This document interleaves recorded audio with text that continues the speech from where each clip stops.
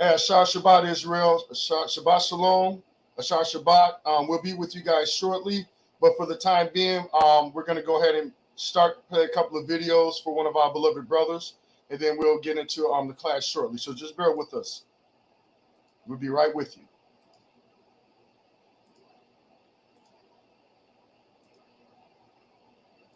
I'm Warrior Allah Ben David, accompanied by the brothers of Allah.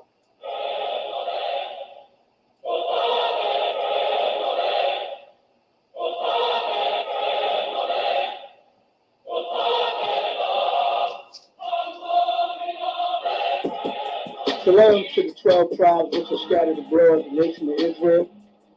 I want to send a salute to my elders at AOC. I'm Warrior Allah Ben David, accompanied by the brothers of Lions of Israel, Pittsburgh. And it's a thing going on right now with Christianity that's coming out. And it's really a shame that our people are still caught up in the mix. So right now, what I'm going to do, I'm just going to go into a history brief of Christianity, things that can be proven, okay, because many things that come out, they like to say, oh, the Israelites made it up. The Israelites did this and they did that. So, being the fact that they do that, I'm not going to go into much of the esoteric or hidden things about Christianity. I'm going to stay straight with the things that's esoteric. Basic history book, basic Google, basic Wikipedia, so forth and so on. So first things first. First, could you read John 4:22 for me, please? John 4:22. Ye worship, ye know not what. We know what we worship, for salvation is of the Jews. So Christ said this. He told this woman, he said, ye worship, ye know not what. Now, this is the problem with our people out here. A lot of our people, they don't understand what they're worshiping. So I'm going to give them a history of the so-called white man around us. Okay, the history of the Israelites.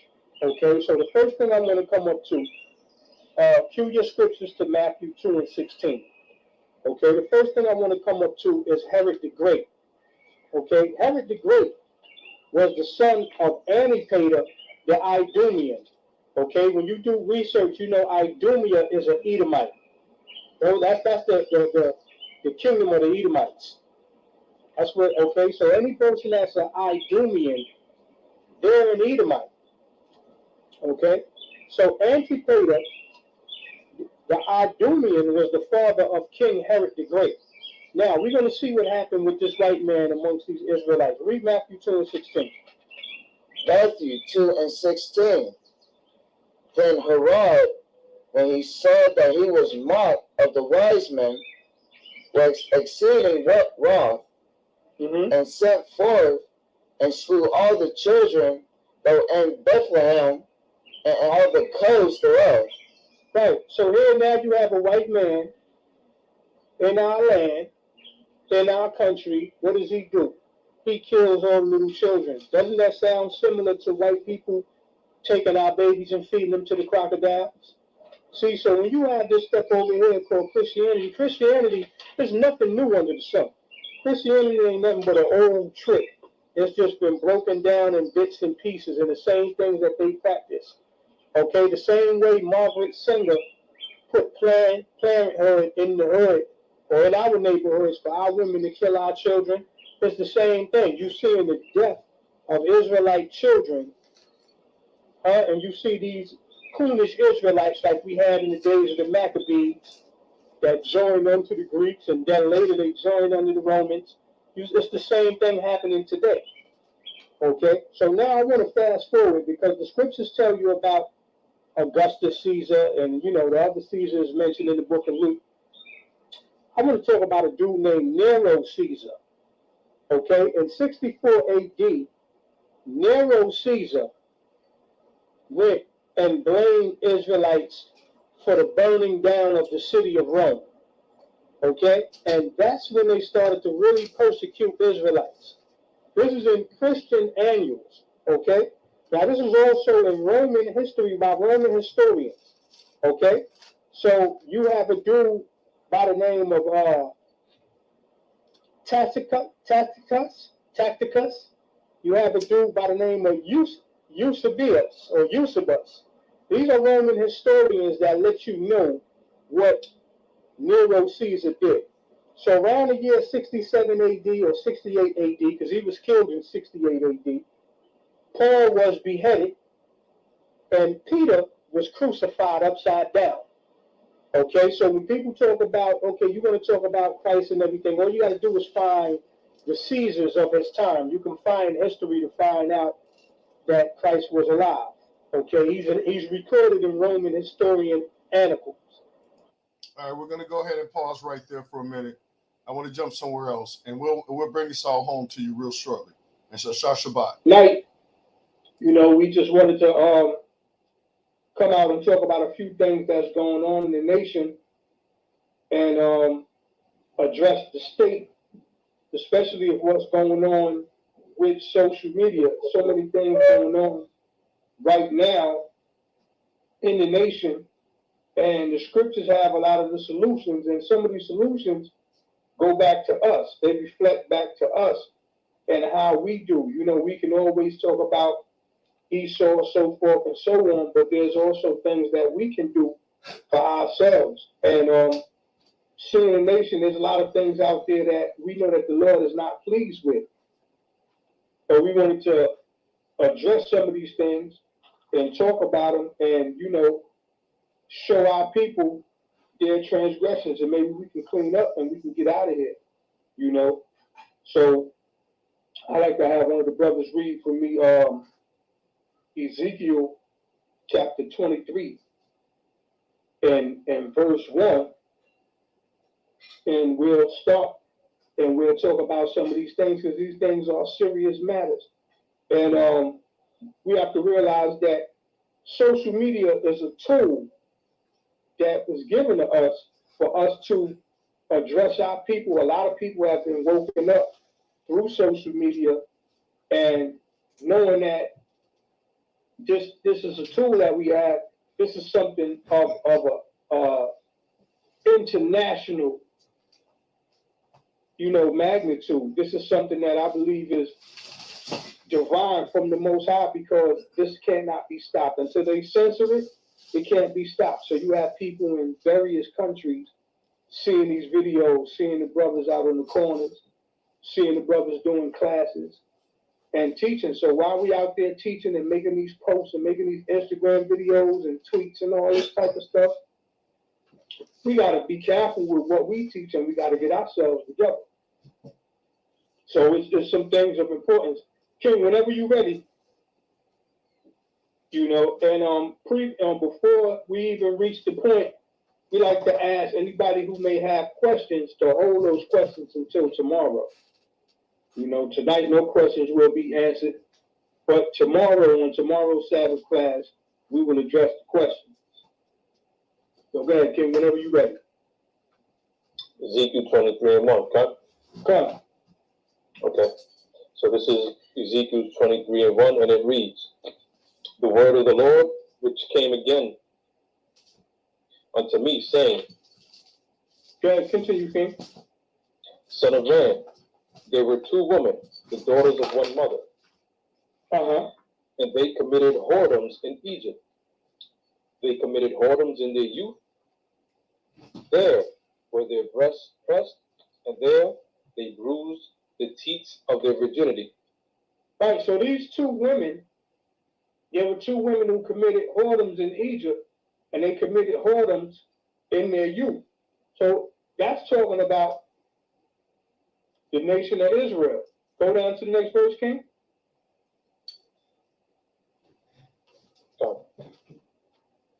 Verse 4, "And the names of them were Aholah, the elder, and Aholiabah, her sister. And they were mine, and they bare sons and daughters. Thus were their names. Samaria is Aholah, and Jerusalem is Aholah." What does that read? Aholibah. Aholibah. Right. So this is talking about our people. This is talking about the nation of Israel. And what we're talking about today is because when you look now, a big problem that we have in Israel today is you want to see somebody, you see a lot of people, Pan-African Israelite, Egyptologist, Elamite Israelite, Edomite Israelite, Edomite Marian Israelite, Ottoman Turk, whatever you want to call them, Israelite,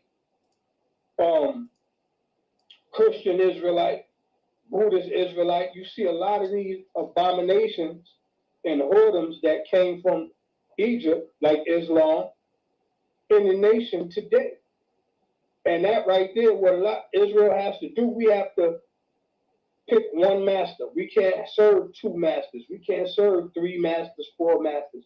We can't do that. We can't do that at all. And even when you see this Northern Kingdom versus Southern Kingdom thing, that's blasphemous. That's blasphemous because the Most High said that Judah and Israel are supposed to be on one stick. We're supposed to be one people. All right, brother. Hey, brothers and sisters, I'm going to pause there right there, and I'm going to jump to another video with this brother. This is the brother Pawala Ben David, a powerful vessel, a longtime member and teacher in the Ambassadors of Christ, a very beloved Adawan, definitely was a priestly man and a beloved man of our nation who the Most High used to bring this word and this message to the nation, as well as the other elders that labor with him and brothers over at the Ambassadors of Christ. So just bear with us. We're coming right along. We're just paying tribute to our brothers, and we'll fill you in shortly. Shabbat shalom. How shall ye believe my word? How do you believe on Jesus Christ and you don't believe the things that Moses said? You don't believe the Ten Commandments. You don't believe the rest of the first 5 books of the Bible. How the hell you going to talk about you believe in Jesus Christ? Christ said it out of his own mouth in the book of John, chapter 5, verse 46 on down. Christ said that out of his own mouth. How you going to believe on me if you don't believe what Moses wrote? Yeah, what you got? First Chronicles chapter 15. 3. And David. Second Christ, what's the question, brother?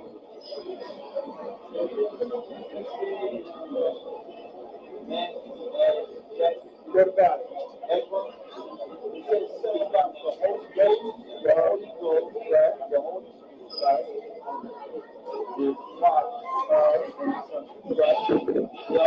That's the Holy Trinity.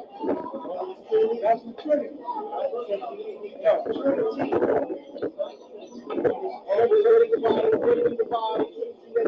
Okay. First of all, since you posed the question, you explain what you asking about. I'm explaining. You explain. No. That's my mind. You don't work like that, right? What are you trying? What is that? It don't work like that. What are you trying to bring out? Go to now you ain't gonna know it. What are you trying to bring out? Your brother, you don't dictate no cases up here, brother. Go back, get the Bible, find the verse, find the chapter, and then come back. What you got, brother? What you got for me? Second Chronicles 15. Bring it up. Second Chronicles chapter 15, verse 3. Right. Now, for a long time, Israel has been without the true God. You black West Indians and Hispanics, the real Hebrew Israelites, for a long season, you have been without the true essence of God. Because if you had real pastors and leaders, our women would know not to wear pants. Our men would know it was not okay to be a homosexuality. And these men wouldn't be out here sagging. They wouldn't look like a Maytag, okay? How they called them back in the 80s, looking like those Boston drawers and selling behind when they go to jail. See these young men out here looking like Jimmy Willie, wobbling like a duck. Can't even go nowhere. That's a feminist fact. That's a feminist that was taught to you by your slave master. Right? And without a teaching priest, because every time you look, you see Chuck No Dollar, T.D. Jakes. This nigga got a $20 million mansion, but the church ain't worth $2 million. But his house is worth $20 million. Okay? TD Jakes got a big old show. He on TV. How many scriptures do TD Jakes bring out from the Bible where he shoves up on TV every week? How many scriptures he got? How many? You ain't been with the true God. You don't have no teaching priest. That's why you got these monkeys walking up and down, all up and down through hall out here. That's how you got that. Because lo and behold, they set Martin Luther King up to make you fall as well.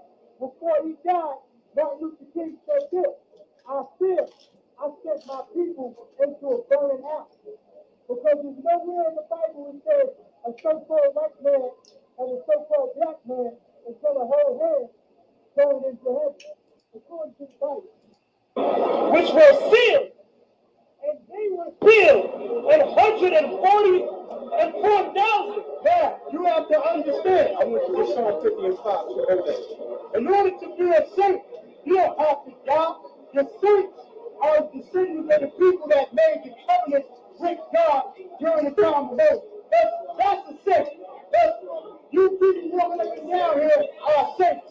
You attack Mexicans and Hispanics, but you lost your sainthood because you blemished the blessing that God gives you. Having grace don't give you a license to sin. Having grace don't mean you can be a homo. Having grace don't mean you can be a homosexual. Okay? In order for you to cash in on your lotto ticket for sainthood, you have to come back to the statutes and commandments of the Lord God. And don't be no homosexual or no gangbanger or no prostitute. All right, we got one more, and then we're going to jump right into the lesson. This is a powerful brother. You know, it was a blessing to know this brother and to speak with him. You know, a lot of mourning going on. Beautiful brother, beautiful spirit, a true king, a warrior for the Most High, who stood in the vineyard and labored. No, wait a second. Let me explain something. First of all, Psalm 94:16. Read the next reader right here. Let me get 2 Thessalonians chapter 2, verse 3. No, because here's the problem. The problem that we got out here is this. Our people got Stockholm syndrome. You see these cats right here that put soy burgers in your McDonald's? So your garage? Well, I work at McDonald's. Okay, so you work at McDonald's. I work. You work for the enemy. But you work I for don't the work enemy. for the enemy. What are you talking about, bro? You Verse 16. Who will rise up for me against the evildoer? Hold up. You love God? What? You love God? No, I did it. I got baptized. I'm asking you, do you love God? Yes, I do. You love God? What does that have to do with God, though? What It does don't working matter if you're a McDonald's Christian or have to not. do with You God, love bro? God. It don't matter. God don't have nothing to do with Christianity. I'm Catholic, my boy. You love God? I'm a real right Catholic. Who will I rise did my up for me confirmation and my against the confirmation. evildoer? Stop right there. Stop right there. That's a fact. So you like no boys? Huh? You like no boys? What? Slave? That's what the What? Catholic Church do. What? That's what the Catholic Church do. You can't apply. You said you're a Catholic. Hey, Catholic Church ain't nothing but No, child. I believe in God. I know what the Catholic Church do, bro. But you just said. But I go to the Catholic Church to worship God. To worship God. Not nobody else. To worship God. Why you not everyone else, bro? Psalm 94, verse 16. Who will rise up for me against the evildoer? God said, who will rise up for me against the evil doer? Myself. So how could you, okay, if this is you, how could you promote the Catholic Church when the Catholic Church has great I'm not promoting it. against the damn planet? Where you from? You Dominican? I'm from the Bronx. Are you I'm definitely Dominican? Dominican. Do you know what Dominican means? What? I'm Do you know what Dominican, bro. Dominican means? Okay, Yo, God got libertad. God got libertad, money. Yo, Inside of the Catholic Church, you there's trying to screw me in my country, bro? Dominican friars. Yes, you good. Guess what? When you watch the movie called Robin Hood, the Dominican friars are the beggars with the sackcloth on and the damn bag in the middle of their head. So everybody who calls themselves a Dominican, they saying that you ain't nothing but a beggar. Because I seen you before, bro. I ain't gonna hold you. So I'm gonna keep It it don't at that. matter. If you see me, you gonna see me again. It don't matter. You gonna see me again. I'm not talking about it. I'm here to school you. You feel me? I'm gonna school you. Y'all talk about some nonsense right now. I'm a street nigga, but I did my study. So you start jumping to the against the evil doers. I'm worried about it. Against the evil doers. So now let's talk about McDonald's. With human DNA. I'm not in for no problem. I'm in a schoolyard. But y'all talking some nonsense. Little boys. No, I'm not starting no problem. I'm in a lesson. I'm schoolyard. Let's talk about McDonald's that raise up the estrogen in the body of little boys. See them skinny jeans you got on? McDonald's had part of that. A gay European had part of that. Where's your manlyhood at? You don't even know about what a real Dominican do. A Saint Sunday? Hold up. I'm saying a lot. Where in the Bible does it say the word Israelite? Really? Deuteronomy 28:68. All right. Let's go. Let's go. See, we don't believe in God. Because the true believers in God know and understand. I know I believe in God. Well, I don't know if you read it. 28, verse 68. Go ahead. The Lord shall bring thee into Egypt again with ships. The way whereof I spake unto thee, thou shalt see it no more again. And then ye shall be sold unto your enemies. Okay, now I don't get this at all, bro. when so I thought y'all were reason or something, bro. you don't dictate limits. I told you to stop. You will be sold to your enemies. That's right. You are our enemy. That's right. The word God means redeem. We do some research. Do some research. The word God means redeem. What context is that? So what context is that? Show me that context. My kid on that. I don't know about Egypt. What does the word Egypt mean? Okay. Show me what this word Egypt means.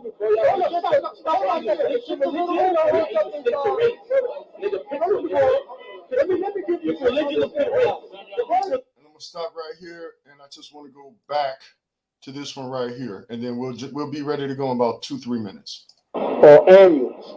Okay, and Peter, who was the rock of the church of Christianity according to Christ, you are the rock in which I build my church on. That man was assassinated.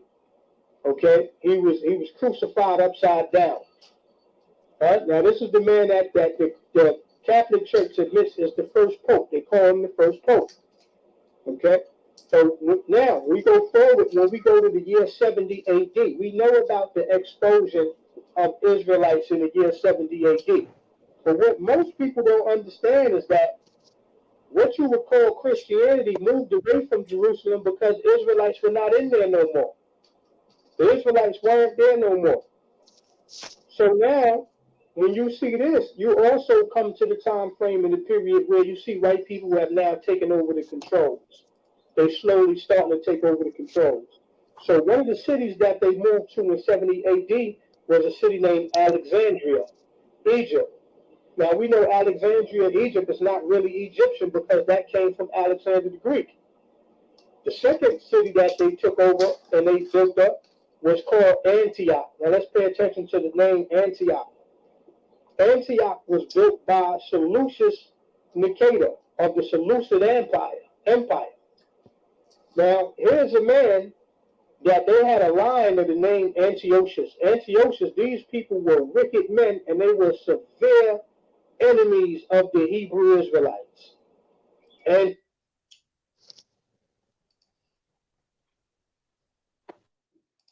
All right, stopping the screen share. We live now. Y'all can turn your cameras on. Ashar Shabbat, Shabbat Shalom, family. Welcome to another Friday night Shabbat class with Ambassadors of Christ, Alpha Omega Clan, AOC.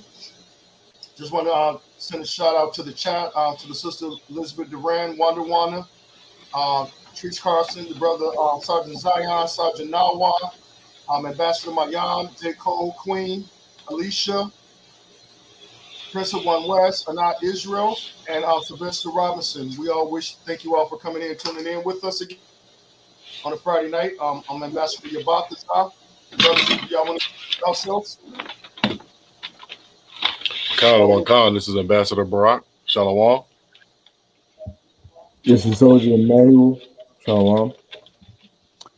This is Chief Priest of Bon Ariel. Shalom. And family, we're just just checking in. I know a lot of people heard about the passing of our beloved brother Hawala Ben David, who passed away a few days ago. Sad time for us over at the Ambassadors of Christ. I'm probably gonna let Chief Priest do more talking about the brother, but the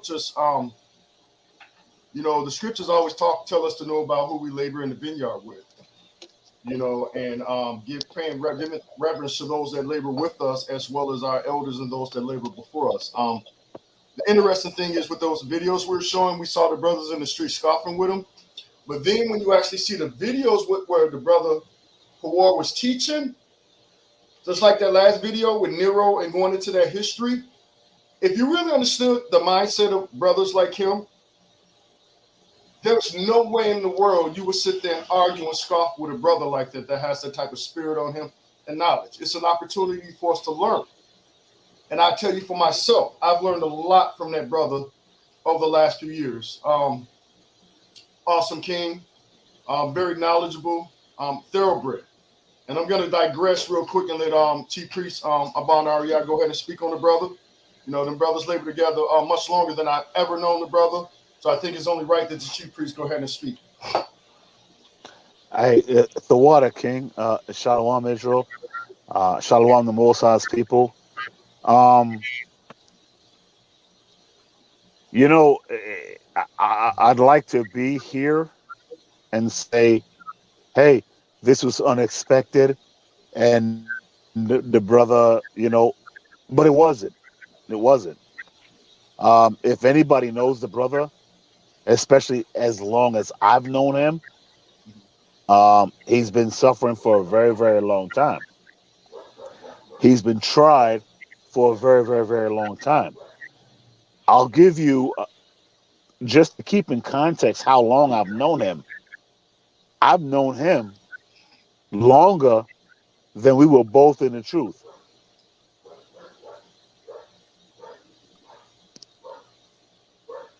Think about that. And I'm not going to give the exact number of how long I've been in truth, because it really doesn't matter. But let's say 25 years.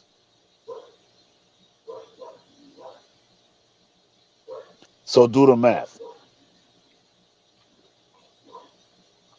I've known this brother before we were in the truth. And yeah, I'm going to say it. I was told not to say it, but I'm going to say it. When I thought about, being a entertainer, I decided to, try my hand at the rap world, or whatever the case may be. And not as that, or Pawar, as he was later called, we were a two-man group. And so like Chief, you breaking up real bad. You're breaking up real bad. Man. Man. I can hear him on my end, but yeah.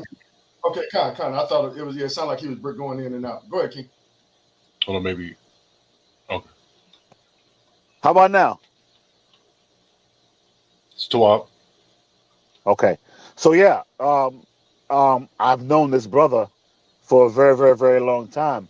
When we were, doing shows, rhyming and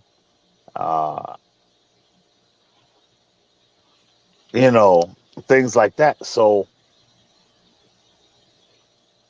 you know what the funny thing is? You never, the scriptures tell us, why worry? Because a person that worries, you can't add a cubit to your stature. But we're only human. People don't realize that. When you look at what Yahweh Shai accomplished, he went above and beyond. And his main thing was, you can do what I did and even greater. So right now we're mourning the brother. We're mourning his passing. The scriptures tell us that it is appointed every man once to die. This one, honestly, this one stings a little bit because I knew him. You know, I knew him before we both were in the truth.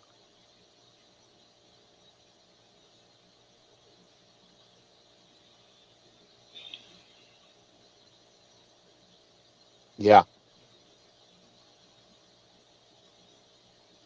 I knew him before we both were in the truth.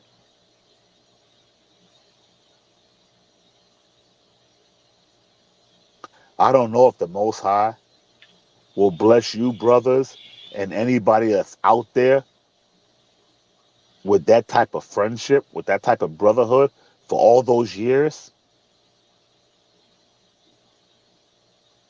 But this is the very reason and the very thing behind AOC.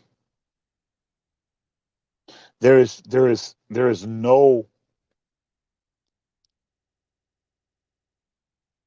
when we're family, we're family.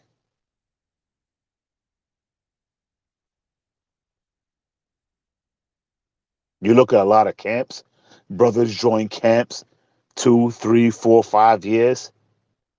I can honestly say, and there are going to be some people that say, hey, maybe you shouldn't say that. But I'm going to say it. Why? Because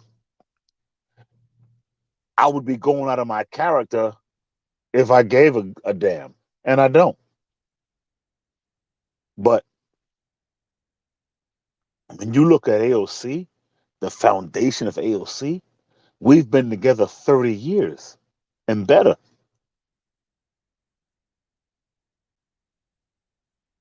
Let me say that again.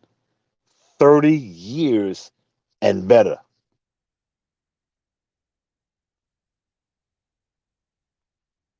Now, people will say, well, yeah, well, that goes beyond a camp. That goes beyond family. No, it doesn't. It goes to exactly what Yahushua said when he was on the cross. He said, who is my brother and my mother and my father? Those that do the will of my father. Isn't that so?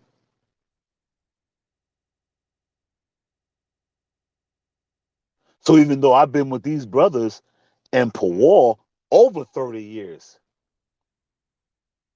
you brothers are my family. And the people who are listening to us, who keep the will of the Most High, keep the word of the Most High, are my family. But I'm going to be honest, it is a loss.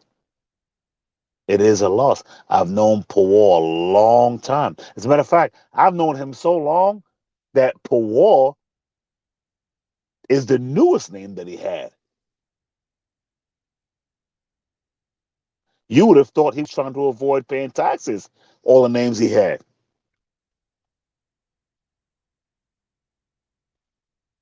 But I understood because of the relationship that we had.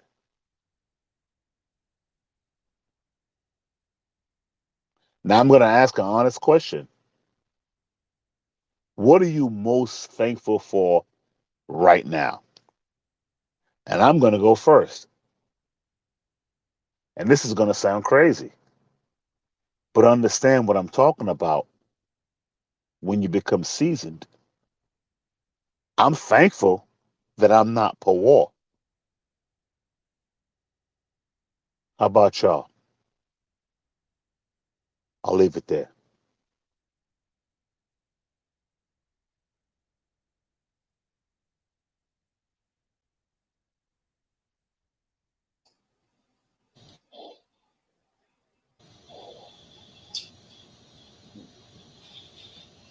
Come. Hey, Adawan, Chief Priest, what I'm thankful for is the opportunity to continue on. You know, I know my righteousness is a filthy rag. I would be afraid if the Most High pulled me away right now. And, I would say that, for the brother, we hope and pray that through his laboring, and all the works that he did, that, he's regenerated. He's pleased the Most High. He labored in the vineyards. He labored, he suffered. And what a lot of people don't understand is when we say this brother was suffering, you have no idea of what the brother was going through physically. And to see that brother still hitting the streets, still teaching classes, even when he's going through that suffering, he kept pushing. So I thank the Most High for giving that brother to us for an example. For me, myself, picking up the Friday night class, it was very, very intimidating. I won't lie, I was honest with a lot of brothers that I was very intimidated. Not that I was afraid, but coming out the war, those some big shoes. I learned a lot from the brother. The brother taught me a lot, reached out to me, always was available. I just thank the Most High that I was able to meet that brother's spirit and his soul a few years ago at the last Mac Passover, and then just over the last 3 years, So now praises to the Most High for that brother and for those that he's blessed and touched, and that the relationship that you brothers have that go back 25 years. I don't have relationships like that, so I can never attest to that. And I hope that, even brothers like myself, that we can have relationships that go that far with brothers, and that they remember us for the great things that we did and what we demonstrated. Brothers don't always see eye to eye.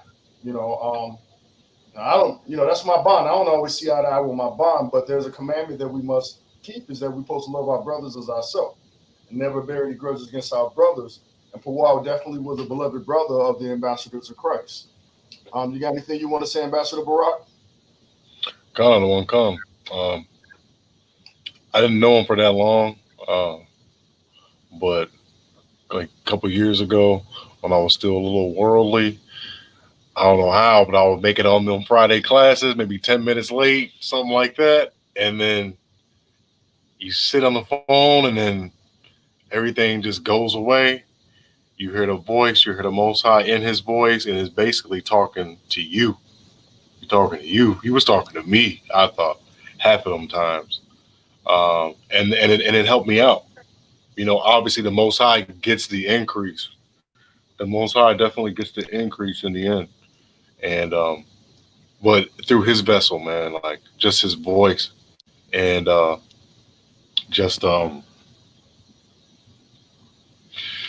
it's like the Most High was setting up them classes, because he do that, man. Like set up them Friday night classes. You hear the brother Pawar, and it's like, dang, were you with me this whole week? How did you know that's what I'm going through? And so that's that talent, like that skill, man. That's something else. And I'm thankful for the Most High waking me up, even though I'm still making little mistakes here and there. And I'm thankful that I'm not the brother Pawar, because I'm still alive to be able to solidify my place in the kingdom. I can still fight. We could all still fight. And Pawar had a great fighting spirit. I just want to thank him for all of those classes that touched me, that motivated me to change. I thought that, brothers in the truth we are perfect, but we still have flaws. When you watch the YouTube videos and everything like that, you're like, man, like I ain't nothing. Like these brothers got it going on. I know they're righteous, but that's always not the case. We always got to work on small little things. And in some of those classes, he would break it down. His issues with drugs and cigarettes and all that type of thing. And for me, wanting to hide that and conceal that, for him to be out in the open with it and be like, no, you got to pray, you got to fast, you got to do this, man. All that helped me out, hearing that from him. And I just feel bad that for everybody that wasn't able to hear that, man, and the Most High operating in his vessel, because that was a beautiful match. That was a beautiful match. And I thought I still had some time with him, though. I thought I could still, because I'm not from Pittsburgh, but I'm from Uniontown, and I think you know where that is. East West Mifflin and all that. We was chopping it up when we were in Passover. So check it out. We go to Passover, right? We go to Passover. We in Texas. We go to this Airbnb. We got all this cotton balls up in it, you know. And then I see the brother Pawar. He got all red on, and he just instantly looked. And then we just started that dialogue, and I felt like I was in them Friday night classes again, you know. But we was talking about everything, talking about how to train a dog, from the truth to just common things, man. What a beautiful and talented brother, man, and you would be sorely missed, man. The Most High bless you and keep you forever and ever. Wow, and you know, it's interesting, you know, just looking in the chat, the sister Wanda posted, the Pawar brought me to AOC in 2018, and I bugged him all the time. We spoke all the time as brother and sister, and I am forever grateful. To Wanda, sister, for your testimony. The brother Jacob says, I'm thankful for this walk in the truth. Me and my husband and my child, also my pure heart. I'm thankful to wake up every day, you know, and this, you know, we have to be thankful. We thank the Most High for the breath of life, right? And we thank Him for, you know, His mercies upon us, you know, because we're all still growing. We're all trying to continue to grow. So let me just bring a couple of precepts out real quick. Let's go to 1 Thessalonians. Emmanuel, grab me 1 Thessalonians 5:29. And then I'm going to go ahead. We just going to get a couple of precepts on this. This probably won't be the last one, brother. So I want y'all to be patient with us. We're still all adjusting to this as well, you know. And Shabbat Shalom to everybody who's tuning in, and for their, you know, their prayers for the family and for the brother. You know, we mourn as a nation, you know. So give me 1 second. Let me grab my KJV. And Barak, I want you to also, Barak, I want you to grab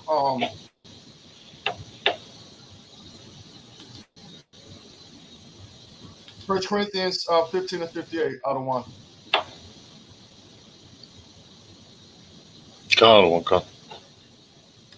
Go ahead, Emmanuel, whenever you're ready. Imam, 1 Thessalonians, I think it's 1 Thessalonians 2 and 9. Come. This is the book of 1 Thessalonians, chapter 2, verse 9. For ye remember, brethren, our labor and travail, for laboring night and day, because we will not be chargeable unto any of you. We preach unto the gospel of the Most High. This brother Pawar spent the majority of his life in his walk in his truth. And when I say his life, meaning where he's been reawakened, when he's come back into this truth and understanding and return to his heritage. He labored in the vineyard of the Most High to do what? To bring you, to preach you the gospel, the kingdom, to bring you the glad tidings, to bring the gospel to the lost sheep of the house of Israel. You know what I mean? Go ahead and jump over to 1 Corinthians 15 and 58. This is the book of 1 Corinthians, chapter 15, verse 58. Therefore, my beloved brethren, be ye steadfast, unmovable, always abounding in the work of the Most High, for as much as ye know that your labor is not in vain in the Most High. Kind of one. So we pray and we have faith and hope that because his brother was steadfast and he labored, that it was not in vain in the eyes of the Most High, and that he's resting in the Most High's bosom, and he may come back in a generation or when the kingdom is established. I got one more I want to grab. Give me 1 second. What do I want? Give me Proverbs 17:17.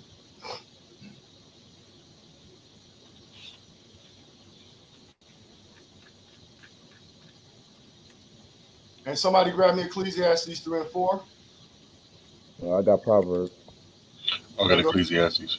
Okay, go ahead when you're ready. Proverbs 17:17.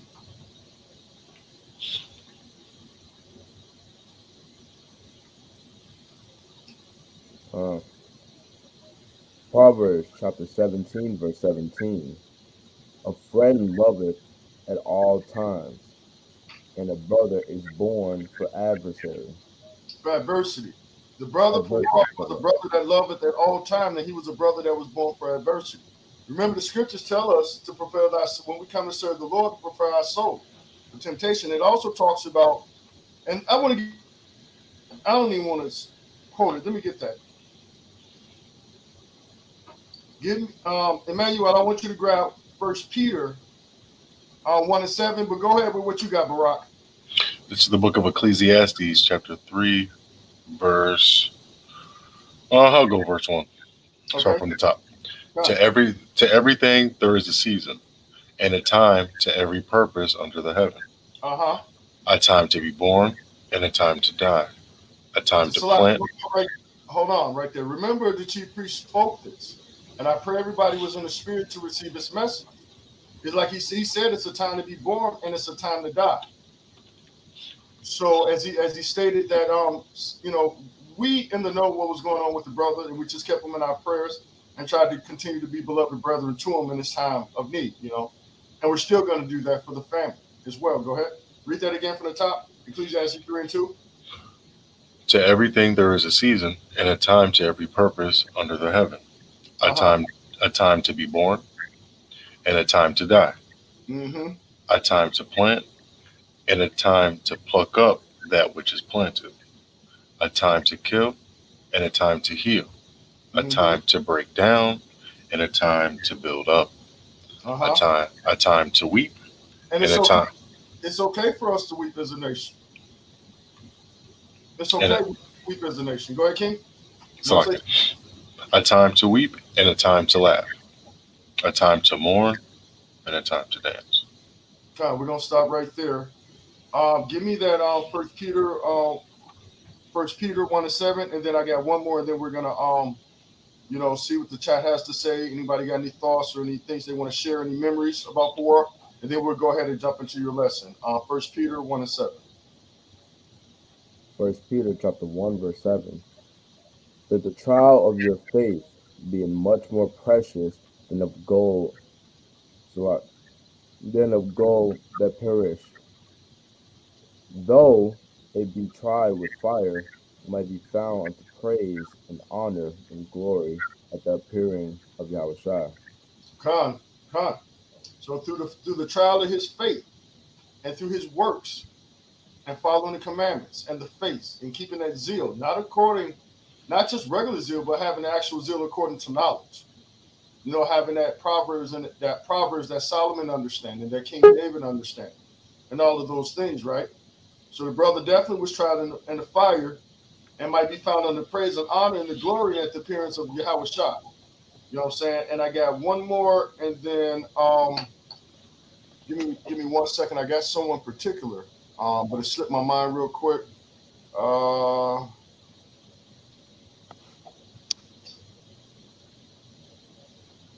Let me see.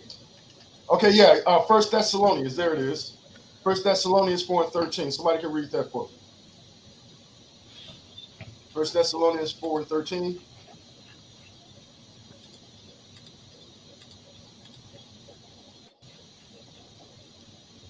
I got it. First Thessalonians chapter 4, verse 13. But I will not have you to be ignorant, brethren, concerning them which are asleep, that ye sorrow not, even as others which have no hope. For if we believe that Yahushua died and rose again, even so them also which sleep in Yahushua will the Most High bring with him. Verse 15. For this we say unto you by the word of the Most High, that we which are alive and remain unto the coming of the Most High shall not prevent them which are asleep. Can you read down For the Most High himself shall descend from heaven with the shout, with the voice of the archangel, and with the trump of the Most High, and the dead in Christ shall rise first. Read. Then we which are alive and remain shall be caught up together with them in the clouds to meet the Most High in the air, and so shall we ever be with the Most High. Wherefore, comfort one another with these words. Salakia. So anyway, the scripture was saying that not to be ignorant about them concerning them with your sleep. We should not sorrow not, meaning that the scriptures tell us it's time for mourning and weeping and all of that. Everything is in its due season. So there's nothing wrong with mourning and weeping the brother's life, but we should not be sad because if we understood the brother and those that labored among him, and remember the scripture says it's better than having a good name. So if this brother has a good name, and whoever got the dog in the background, go on mute real quick. So if the brother has done these things and brothers are testifying of them, we should trust in the Most High that his will shall be done in all matters, and that the brother has done great things, and that he was pleasing to the Most High. And the last scripture, and I know I keep saying the last one, but this is the last one for real. I'm going to read it, 1 Thessalonians 5:12. And this is what the chief priest was speaking about. 1 Thessalonians 5, and let's see. I'm going to start at 1 Thessalonians verse 11. 1 Thessalonians 5:11. It says, wherefore comfort yourselves together and edify one another, even as also ye do. And we beseech you, brethren, to know them which labor among you and are over you in the Lord, and admonish you, and to esteem them very highly in love for their work's sake, and be at peace among yourselves. Now we exhort you, brother, and I'm going to stop right there. I'm going to stop at verse 13. I'm going to read that again. And to esteem them very highly in love for their work's sake, and be at peace among yourselves. And I'm going to digress right there, and we just send up prayers for the house of Pawar and his family and his children, and all his beloved family members and his friends and compadres, and those that came across him that was blessed by spirit. And we just wanted to give that out to the brother, our beloved brother Pawar, Ben David, who was an ambassador of Christ.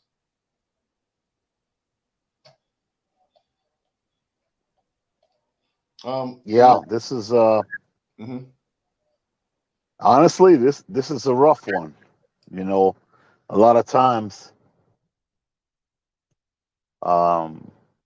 it's let's the brother transition to the father, and we're left here with the impact that the brother made on our lives.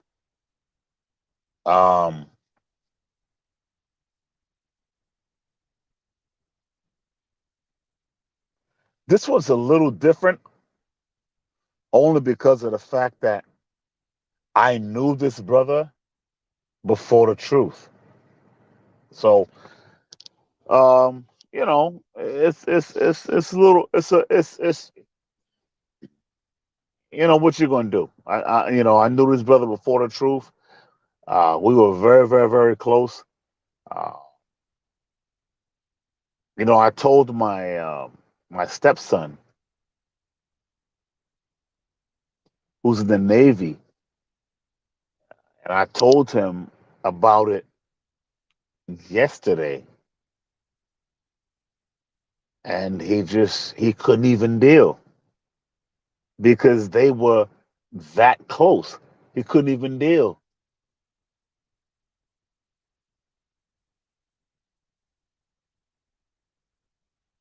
So,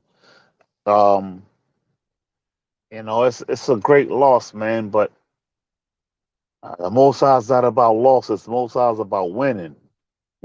So we'll do what we have to do, and we'll do what we feel to do.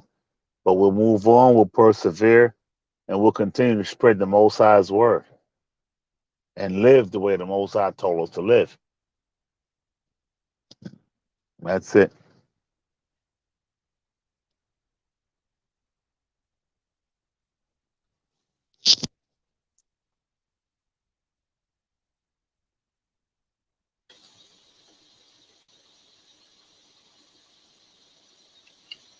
I think you're on mute. I was saying we're lions, man, and if you can't read our demeanor and our posture about how we feel right now, hope maybe the spirit is will help you see what we see and what we know and what we feel, man. It's a sad day, but it's also a time to rejoice. We can celebrate the brother's life. I know I'm definitely going to go back through his videos. I mean, knowing his brother, I mean, just the impact of talking to his brother, telling me to get this book, and go get these books, and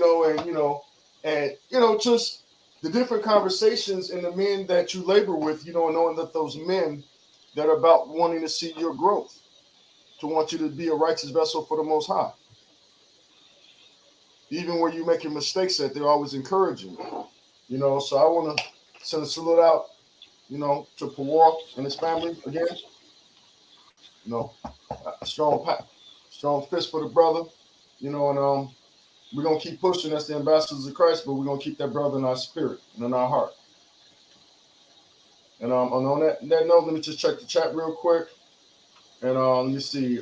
This is the brother Karatazar Ak words about Shalom Mashpakal. Wow, I said Shabbat Shalom Mashpakal for was the reason I'm in AOC today. He responded to my questions on Facebook and always humbly addressed them. And to this day, I'm grateful. Khan out of one Khan, all praises. Khan, all praises, man. Let me see if anybody else got any more comments or any statements that I should take a look at before we carry on. And again, this won't be the only time you hear about us speaking about our beloved brother, who definitely labored in the vineyard. Definitely was an ambassador of Christ. Definitely fit the mold. What does this say? This is Eli 9mm says, one thing Pawar taught me is to be myself and always remember where I came from. Khan out of one Khan. Always give you testimonies of your brothers that showed you the way. It's just like I'm missing the scripture, but it was like the brother that was trying to read the Bible upon Peter, one of the apostles, and asked him if he understood what he read. And the brother replied, how can I understand what I read if no man teaches me, if no man has taught me? In other words, he needed to be taught. And I know Pawar definitely was a teacher, and a humble brother, a master of many different arts, you know what I'm saying? But I digress right there. And Barak, you can go ahead with your class if you're ready to proceed. Yeah, come. Yo, shalom, everybody. Shalom, everybody. Oh, wow. Salakia. Oh, wow. Salakia. The brother Eli 9mm, I'm his stepson, Alalaya. All praises. See, that's his stepson. Give it a testimony, man. Wow, that's powerful. That's beautiful, brother. And King, I can't wait till we meet you, man. We'll be out in New York soon to meet all you brothers. And I got family in the PA area around the Berg. I know the brother Barak got family up there, so we'll be coming through that area again real soon. So we hope to meet up with you too. No doubt. Come. Shabbat to you and blessings to you and your family, Prince. Come, much blessings to you and your family. I'm sorry for the loss. Can I send a question through your email? Yes, you can. Is it something that's is it something like pertaining to what we're talking about with the brother Pawar? Just let me know what your question is real quick. You could drop it in the chat, and it might be something we might be able to touch on, or we might just let the chief priest and the other officers handle it on Saturday. So go ahead and drop it in your chat. Let me see what the question is, and I'll let chief priest decide if we want to tackle this real quick. If you want to drop your message in there, brother Roderick. Okay, you sent the question. Okay, well, if you sent the question through the email, then it's going to be addressed by Al-Sahab Ashaya, Chief Priest Nathanya, and the brother Karatazar, who was also Ak Words. If you haven't heard the brother Ak Words music, definitely check his music out. Okay, Khan, it don't pertain to the class. Okay, Khan. Well, go ahead. We'll let them brothers handle that. Be looking out for the class tomorrow, usually between 12 and 1 Eastern Standard Time, right? Usually. Okay. Not a problem, brother. You did nothing wrong, beloved brother. Not a problem. So, Rodriguez, Roger. Yes, the brothers can answer that question for you tomorrow. They'll see it first thing in the email. And actually, let me. I'm gonna send a text message I'm gonna send a text message over to Abishai right now. So go ahead. No problem, King. Go ahead, Barack. Yeah. So like here for the last week, we were supposed to do the Halloween class, the Halloween class. Hate this one. I don't like this one. I don't know if it's between the Thanksgiving or this one. I don't like these ones. I've become the holiday guy. I think my first camp was I think it was Halloween too. But Brother Pawar, he was saying that there's some things that we could do on our, like, there's some things that we could do. We could work on ourselves without blaming any other nations. One of them things are these heathen customs. Class is still relevant. If those of you have been to college, like beyond high school, they do this three times. Like they do it before, they do it during the holiday week, the Halloween weekend, and then they do it after. So they're probably gonna be out dressing like Dr. Fauci or something. They're gonna be doing something crazy tonight and then tomorrow too. So it's still pretty relevant. You know, I think all the nations are simple when it comes to trying to go out and have a party with people. You know, but we disgrace the Most High with these heathen customs. This one I think is the easiest one to shake because it's got nothing to do with family. You just got to be strong and to tell your kids no, tell your children no, and replace it with something else. Christmas is a little bit difficult because they disguise it as family when it's actually rooted in fornication and the whole do as thou wilt type of thing. Similar to what be going on in Hollywood and all the parties and stuff that be happening over there. Give me Deuteronomy 28 and 20. Yeah, man. We a nation of people that can't get right. We will get right one day, at least some of us, but we're still in that process. A lot of our people are still doing the Halloween. I got invited to a Halloween party, so you know, do our people, overdo it? Nah, I don't. Being from somebody that grew up around the different nations, I don't think when you're around the different nations, when it comes to hanging out with your own people, it's kind of boring because Jake is still simple. He'll still stay in the house. No, I'm not going to do nothing. And then when he does chill, it's always the same thing, right? If you go out with the nations, they going to be doing something different. And so they do Halloween a little bit different. So that just encourages our people to engage all the more, especially when there's not a lot of our people to be around, to hang out with. Why don't you give me Deuteronomy 28 and 20, young Ottawa? Deuteronomy chapter 28, verse 20. The Most High shall send upon thee cursing, vexation, and rebuke in all that thou settest thine hand unto for to do, until thou be destroyed, and unto thou perish quickly, because of the wickedness of thy doings, whereby thou hast forsaken me. Yeah, man. I mean, it's happening today. It's been happening for a while. This has been set in play. We die quickly out of nowhere. Not even actually have to die. Look at Henry Ruggs. Look at Henry Ruggs. I feel so bad for the brother. I ain't got a DUI. I just didn't kill nobody. White folks around here be in at like 10:30. You can't be driving while black at 1 o'clock in the suburbs. That ain't gonna fly. But I didn't kill nobody, so I didn't have to worry about nobody but myself and my family. Now, with the brother, bad decisions. A lot of times, we make bad decisions as a people.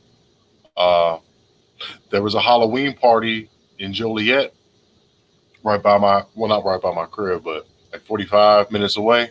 Halloween party got shot up. Henry Ruggs goes out, drives, I think it was a Tuesday, got a nice Corvette, drinking, got all the money in the world, got an Uber service, but he makes that choice to drive 125 miles an hour, and now he's done. You know, and all that thou settest thine hand for you to do is going to be hard. He's going to be rebuking us and cursing us. So Henry Ruggs, man, I mean, that's just another example. Not using the best judgment. Good people, but got bad judgment. Don't have a lot of awareness. We're too much in the moment. We too in the moment. Too in the moment. We can't scan our environments to know when to get out of danger because we want to live it up so much. We got nothing to party about. We at the bottom in this country. Why we got anything to party about? Why are we dressing up in costumes when everybody thinks that we're clowns? We should be dressing up as clowns or something. That would be more appropriate. The way that these nations look at us and do it. Can you give me Colossians 3 and 17, Ottawa? Yeah, Colossians 3 and 17. Yeah, we die. We die because of not keeping our traditions. This is just one of them. We talking about Halloween. Like I said before, I think it's an easy one to avoid. We don't got to worry about family. We just got to worry about friends and those outside influences. Be all that are tuning in that's not in the truth. Shalom. We definitely want to filter out those worldly activities because we're trying to get this kingdom. Man, this country's done. Like, come on, this country's done. I know there's a lot of people coming here from the South America and all that type of stuff, but they don't know. It's better than there right now, but for those of us living here, we know this country's going downhill. I mean, the energy secretary laughed when the dude had asked her if they were going to try to lower down the gas prices. So these people is crazy, man. Esau crazy. Both sides got the spirit on them to destroy this country, man. All praises. Go ahead, get what you got, bro. Colossians 3 and 17. Colossians chapter 3, verse 17. And whatsoever you do in word or deed, do all in the name of the Most High. Salah, do all in the name of Yahweh Shai, giving thanks to the Most High and the Father by Him. Yeah, and Halloween is not one of them. We know this. We should know this. It's not innocent and cute. Yeah, if you dress up as an angel, but if you go into a party, there's going to be people there that's going to be cross-dressing and all that type of stuff too. So that's not in there. It's a pagan holiday rooted in witchcraft and child sacrifice. I got a nice document. I'm going to bring it out at the end and we can go through all that it says. It's got sources for books and everything. It was way better than the one I had last year. So way, way better. Yeah, Halloween night, always something happening. I should know. I used to do it, but there's always something happening. Death is common at the end of these nights. Saturday, wee hours in the morning, death is very commonplace because that's what is rooted in. It's rooted in death. It's rooted in the worship in Lucifer, right? It's here. Isaiah 5 and 18. Isaiah 5 and 18. And then skip down to 20.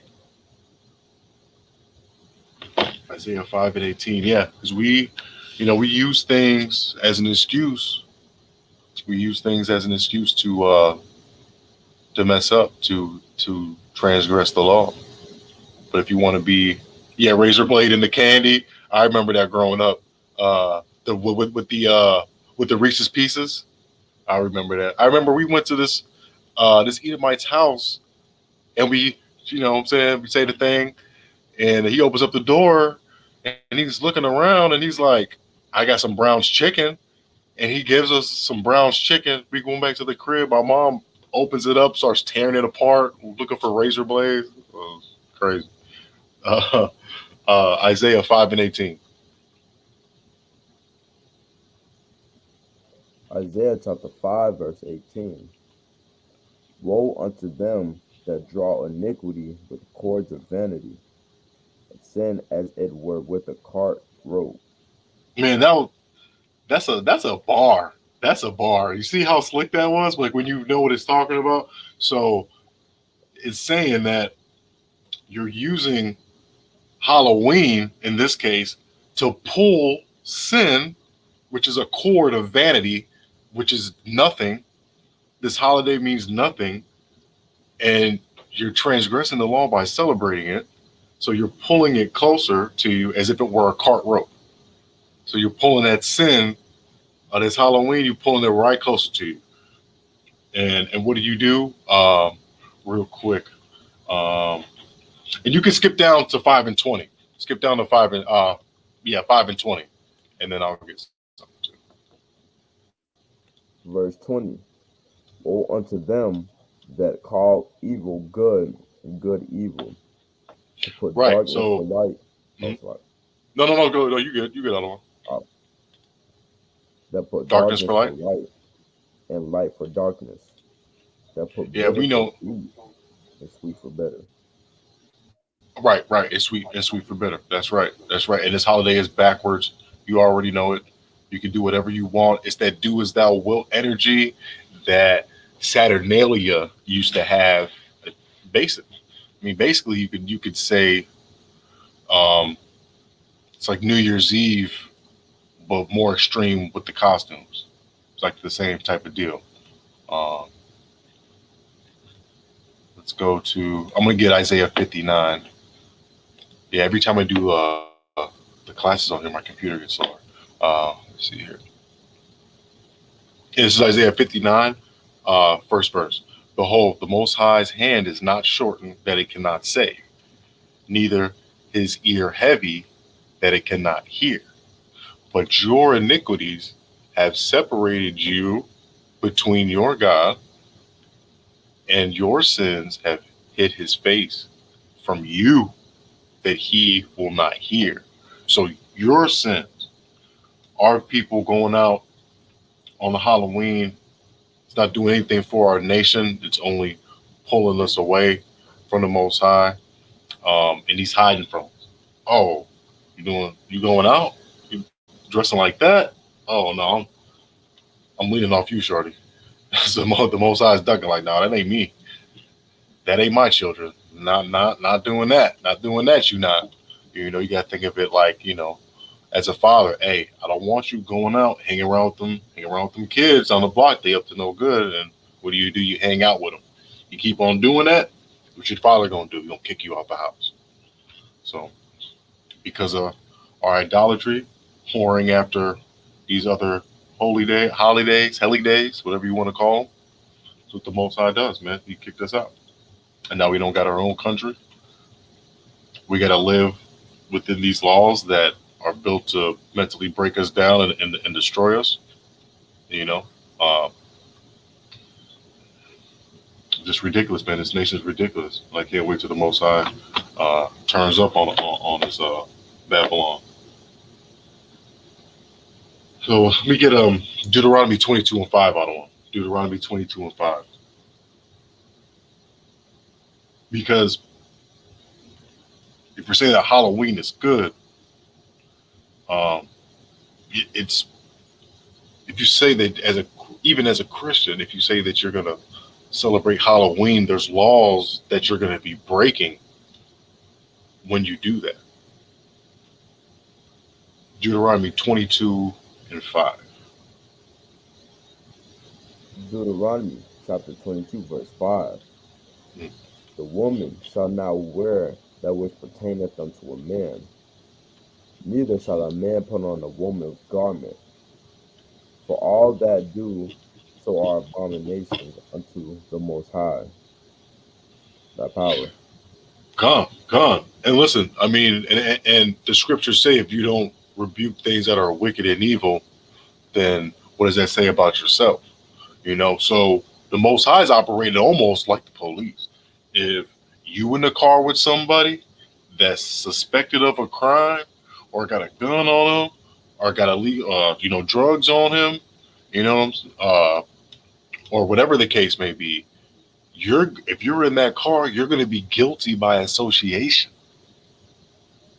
Yeah, you're gonna be guilty by association for just a little bit. I mean, maybe you get lucky, at the end, but initially, y'all all going to jail.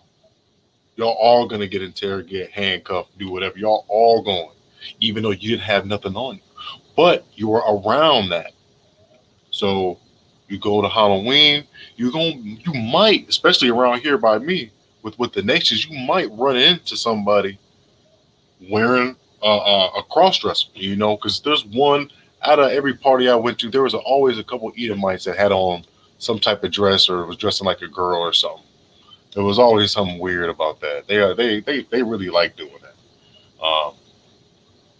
It's just a shame that they push it on our children now, and they act like you know they got nothing to do with it.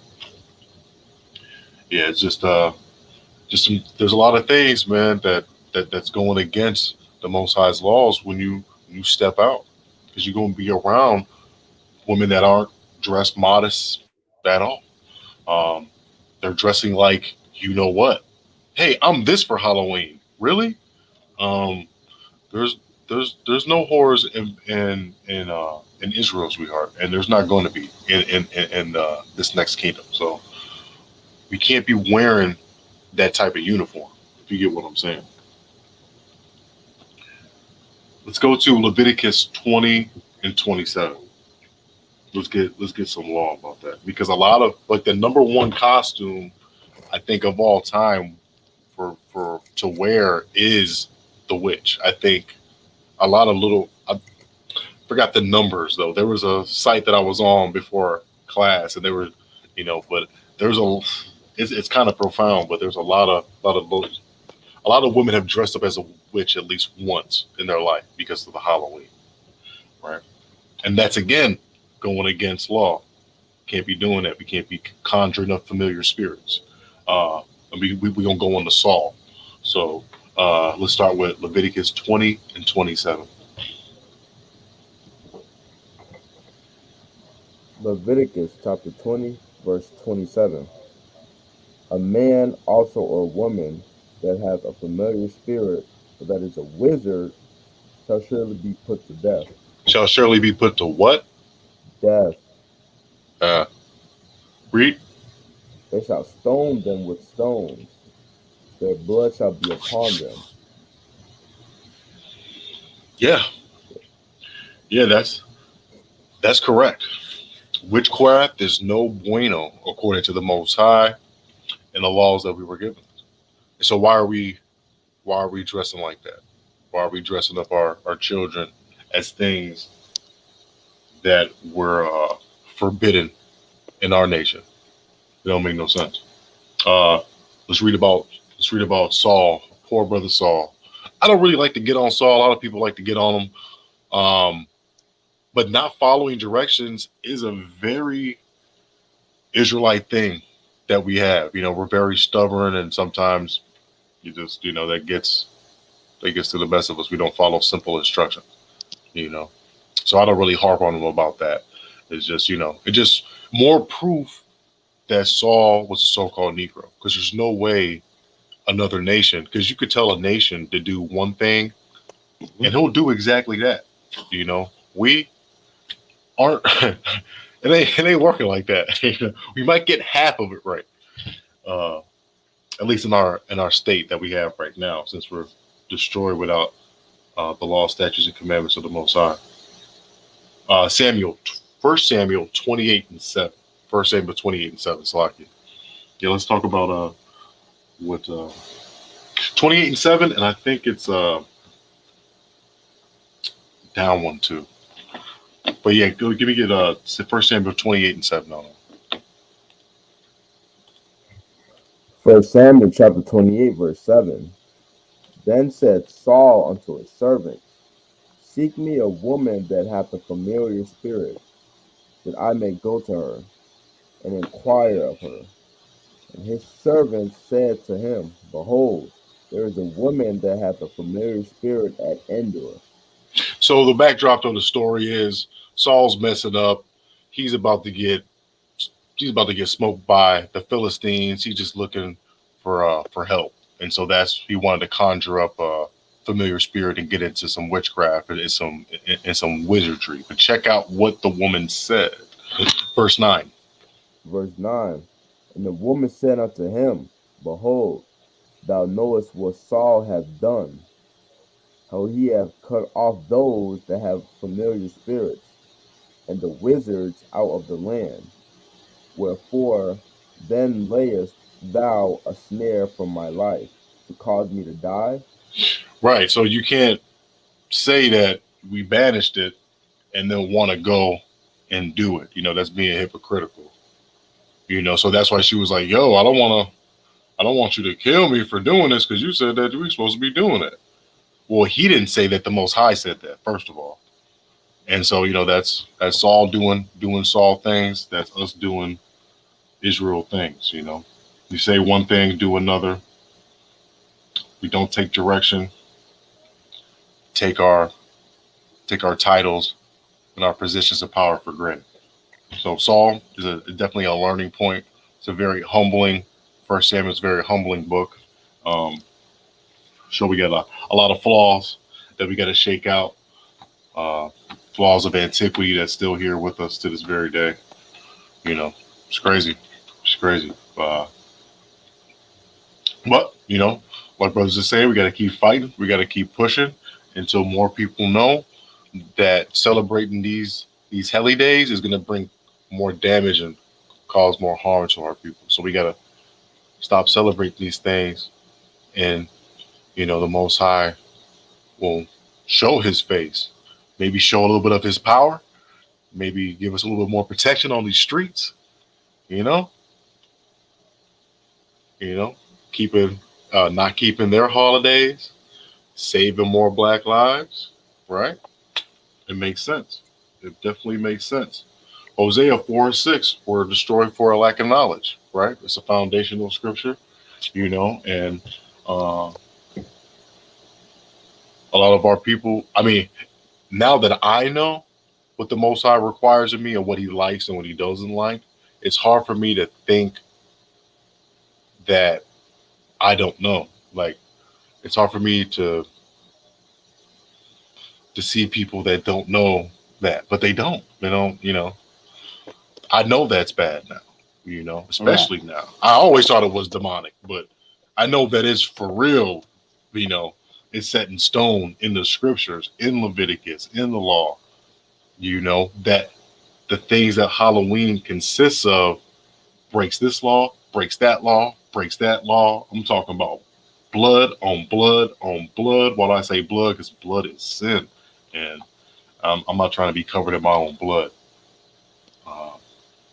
So we got to stop. See, and that's the thing, especially with Jake out here with the nations. Like I said, I know they're gonna make it sound fun, and then get you with a couple of bros and come on, but we got to resist that. We got to resist that. If you start resisting the nations, especially Esau, he will. I'm telling you, man, they just have a way of just going into a different spirit, and it's like, huh? Oh, you're against me? And it's just like, chill. I said, no. Are you trying to lynch me now? Like, damn. So you definitely got to be careful around them. Definitely got to be careful around them. Saying no to these nations might be bad for your health. They have a spirit on them, just like we have a spirit on them. Look at Saul. Some of the things that Saul do, we still do to this day. So some of the things that Esau was doing back in the day, they still do that now. They still got that type of spirit, and the Most High is going to turn up that spirit on them too. And so you're going to see what they really like. It happens in glimpses. You'll see it, Yeah. Colossians 3:9. 3:9, you can go to 10. 3:9, you can go to 10. I do like this verse too. Whether you're in the truth or out the truth, like I said, I got offered to go to a party. My barber's worldly. I probably got to get a new one. But maybe the Most High got me there for a reason. Coming there with my Zeeks and everything like that. So try to let your light shine in the darkest places. You just can't stay there too long because you might get your light put out, if you know what I'm saying. So, you know, but maybe that's why I haven't left. Maybe there's something that those brothers in there need to see. But I had told them about it though. I told them about it. You know, the plan was already set in stone to happen. So, you know, I couldn't really do anything but to say, no, I'm good. I'm not going to go. And give them the reason why. You know, but the Most High don't like that. And that's really, you know, what are we really going to say? You know, on the most, I mean, besides that, man, hey, the Most High don't like that. I mean, hopefully in due time, it'll come to you. But, you know, simplicity. How long will we love it? Yeah, so Colossians 3:9. Colossians chapter 3, verse 9. Lie not one to another, seeing that ye have put off the old man with his deeds, and have put on the new man, which is renewed in No, go ahead, finish it up. Which is renewed in knowledge after the image of him that created him.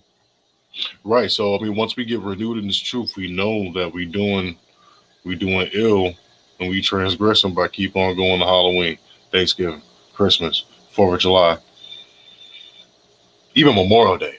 Forget it. All of all of them. You know. Can I interject, King? Go ahead, Ottawa. Go ahead. Okay. Hey, King, can you read that scripture again?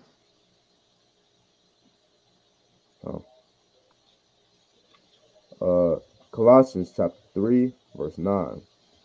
Lie not one to another, seeing that ye have put off the old man with his deeds, and have put on the new man, which is renewed in knowledge after the image of him that created him. See, here's the thing with that. When you look at a lot of, what should we call them? A lot of religions, their thing is, hey, forget about the laws. It's just about Jesus Christ, so-called. But that just said, hey, lie not one to another. Lest what? Read that again. So lie not to one another, seeing that ye have put off the old man with his deeds. Well, what's the old man? The old man are the things that you used to do before you came into this knowledge, before you came into this truth. That's what the old man is about. That's obvious. But now read on. Here's where these so-called Christians get caught. Read on. And have put on the new man. Okay, wait. Now see, here's the thing. What's the new man? See, here's where they get caught. Because to them, the new man is, I'm a new creature in Christ. The old laws don't apply.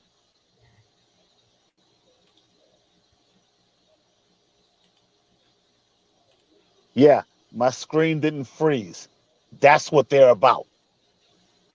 I'm a new person in Christ, and the old laws don't apply. Read on, King. Which is renewed in knowledge after the image of him that... Wait, stop. Renewed in what knowledge? Think about that. Renewed in what knowledge? When you take off the old man and you put on the new man, what knowledge are you renewed in? See, here's why they could never, ever go against the scriptures.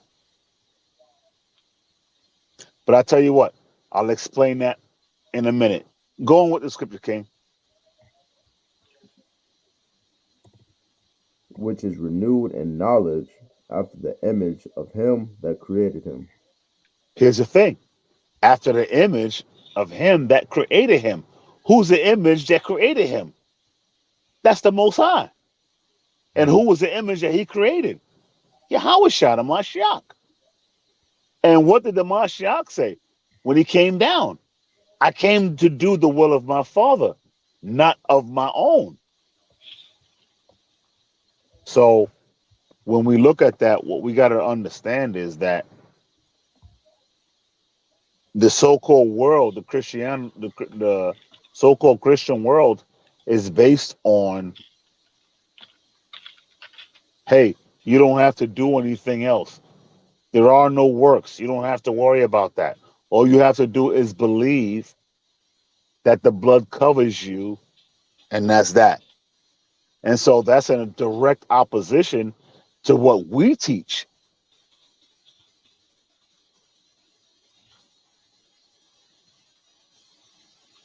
And so when we look at that, what we got to say is, hey, wait a minute. Who's telling the truth?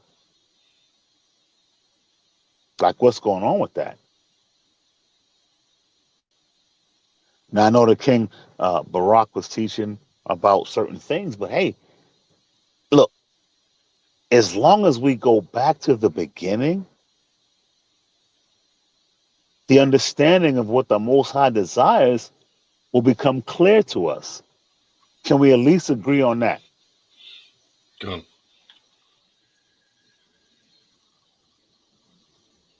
So all the things that you were teaching, especially in the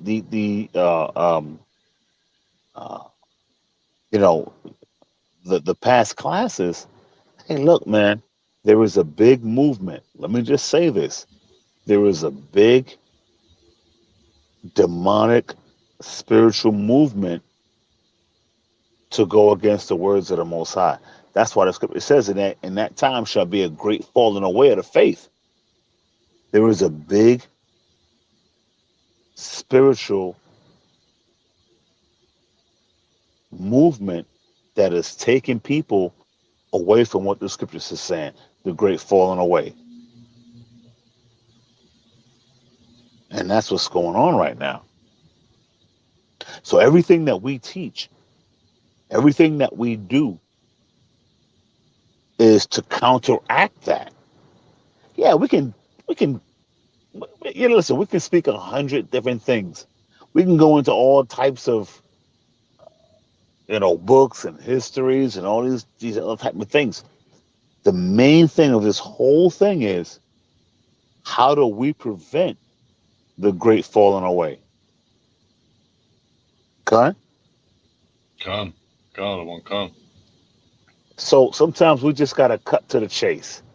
Like, hey, look, we can speak all these other things, but let's cut to the chase. What is this thing really about?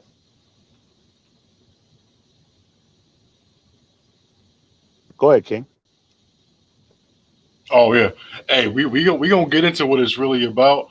I like that though. What you had just brought out, Ottawa Chief Priest. Um, the Most High sent his son down, which is Yahweh Shai, and he was doing the will of his father. Now, when it comes to take a stand, are you gonna follow the will of your children to celebrate these customs, or can you find a way to replace it? Can you find a way to replace the Halloween with something else? Feast of Dedications is a great replacement for Christmas. It's just Halloween is so kind of few and far between. It's kind of, it might be a little bit difficult to avoid, because I know they're going to do it at school too as well. So it's a little tricky, but I know that Isaiah 3:12, as for my people, children are their oppressors. Sometimes our children will get us back into the mix as far as these these heli day goes, like Halloween. Oh, are we gonna do this? When are we gonna, Christmas? When everybody else is doing it. But here's the thing, King. Here's the thing, and I'm speaking from experience, and I'm sure there's people out there that can speak from that same experience. When you're on a job, the job says, "Hey, you got to do this, and I need this from you." And that's it. It's just, you know what I mean? Yeah. There's no, well, let me do it this way and maybe no, there's none of that. The thing is, we always make intercessions and we always make side deals and backdoor deals when it comes to the Most High's words. And we can't do that because that's not how he rocks. So when it talks about, certain things in the scriptures and all these kind of things, hey, we got to take those things literally. Not only literally what they say, but literally how we do it. So we can't allow our kids to say, hey, well, yeah, you know, I know Halloween is bad, but at least they're not giving us pork, candies made with pork. Nah, you don't make we can't do that. You don't make concessions for the Most High's word. Yeah, I don't have my Christmas tree up. I did put it up on December 26th, though. Nah. Hey, we even got some Israelites that because it intertwines, they'll put their lights up. Because we know what Hanukkah was about. They'll put lights up to incorporate that December 25th things. Of course. But the Most High's watching all that kind of stuff. You can't make no compromise with the way the scripture is written. It's written, as the scripture says, it's written for our learning. So so 1 plus 1 is 2 in the scriptures. No matter what you do, no matter how old the scriptures are, no matter how you interpret it. And so with the admission from us, with all these, these pagan high holidays coming up, and even our high holy days coming up within these days, we got to be diligent. We got to be diligent. It's easy to be knocked off your square when you're brand new. We got to be diligent, King. Go ahead. Con, I definitely agree. And I'm gonna bring out the document. I'm gonna go through it. It's really good. It's got the sources on here too. Before I do that, give me Colossians 2:8, and then I'll start it. Yeah, Colossians 2:8. Yeah, I mean, and this is probably where people do fall away from their walk, is during this time when they're new. Maybe confronting their parents for the first time, or their spouse or significant other. They might give them some pushback, and they might not like that, getting the cold shoulder, so they might submit to men and women. Well, let me ask you a question, though, King. What's worse, a person who just came into the truth and they have a problem with submission because of all the things they've seen and they're brand new, or a person who's had their hand to the plow for 40 years feeling the same way? What's worse? That's worse because it shows no growth. I mean, I know Pawar had brought out one time, first time I heard it, was that repentance is a Greek word for radical change.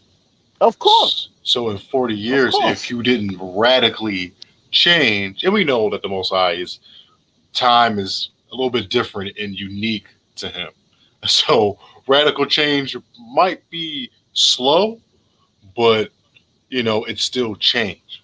So if you still feel the same way as you did when you was 21, and now you 51, then that's something's wrong with that. I know that even people that are heavy in the world, they over time I've seen them relax with the Christmas stuff. Even they kind of chill out from it. They don't do it big like that. So yeah, that's a shame. That's a shame.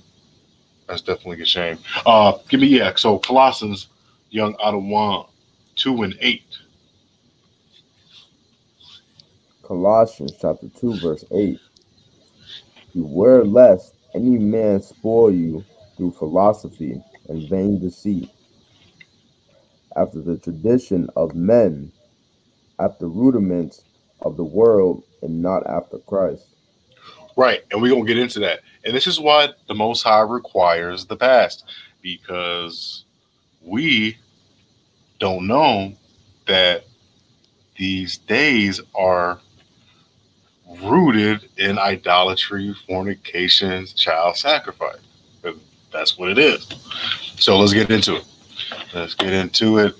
I'm kind of right here. You can kind of try to read along. I know it's a little, but this document, Halloween, a covenant with death and hell.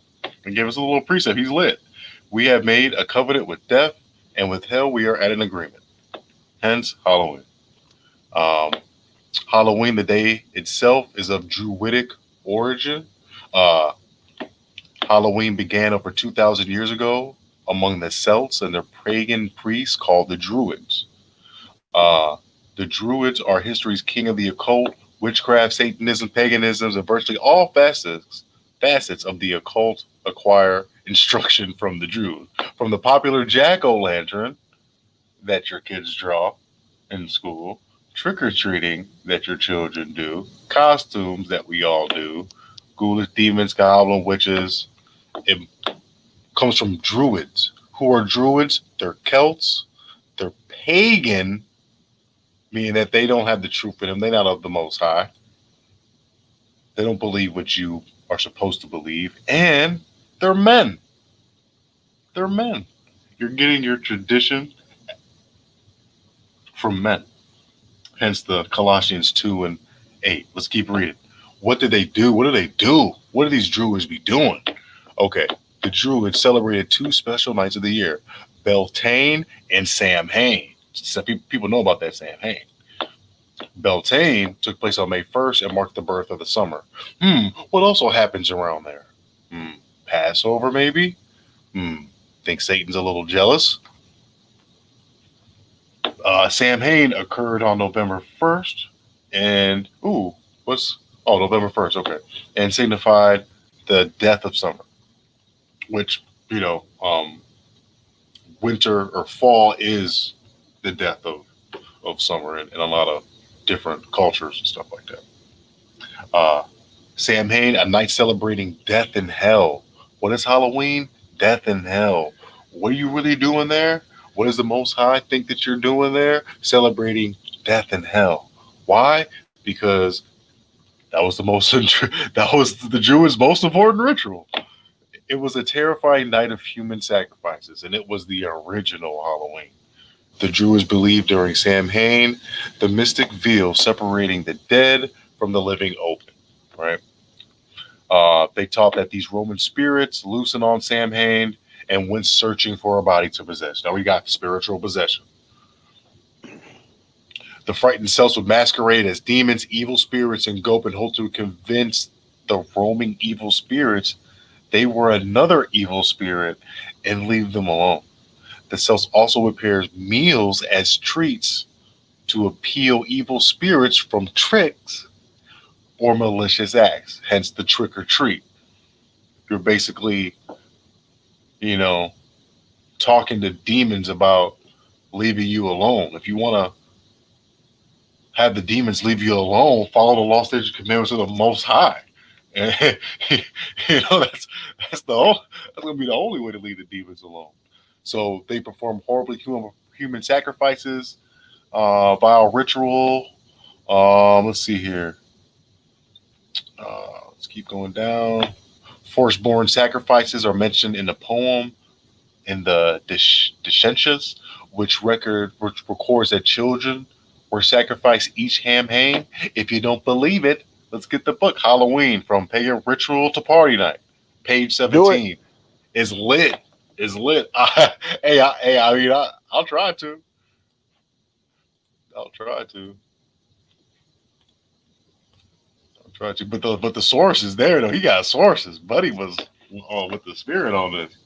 Now my computer goes slow when I do all of this stuff, so I might not be able to pull it up. But Yeah, but that is interesting though. Because that jack-o'-lantern, I heard my document that I had a year ago, it said kind of the same thing, but it was like it was conditional. It was like your children don't get sacrificed unless you do something. And there was people that were going around door to door, you know. Uh, let's see. Look at this, man. And this is what you're part of. The Jews would drink their victims' blood and eat their flesh, and that's what happens in high places, in these high places in governments, in these corporations. They practice that spiritual wickedness, and the pure, like the most powerful form of spiritual wickedness is to take that of a child and torment him and do things like that and to sacrifice him to demons and Belial and Molech and all those types of pagan deities. Um, yeah, it gets in. They go in, slinging their floats over cauldrons and drinking their blood. I know, there was a lot of that stuff going on in the movies. The god who the Druids worshiped was Baal, right? And children were sacrificed to Baal. And this is coming from the two Babylons, Alexander Hislop. Original Halloween was hellish night of Baal worship and child sacrifice. Thanksgiving to a demon. How fun. The grand marshal of the parade is death. Cultural history of Halloween. And we're not a people of death.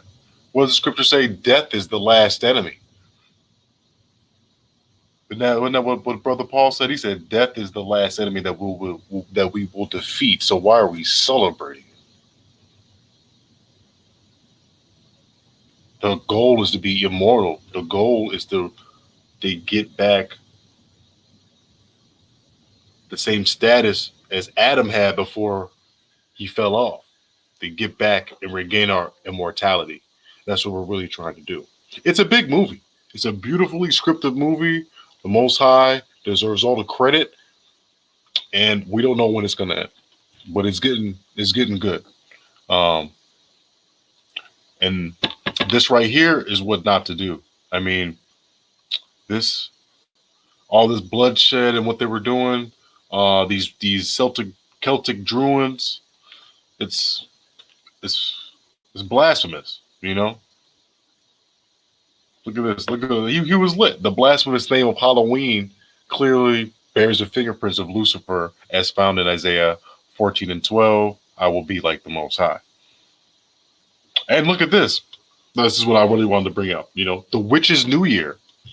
We just read in the scriptures that witchcraft, familiar spirits, stone them to death. Right?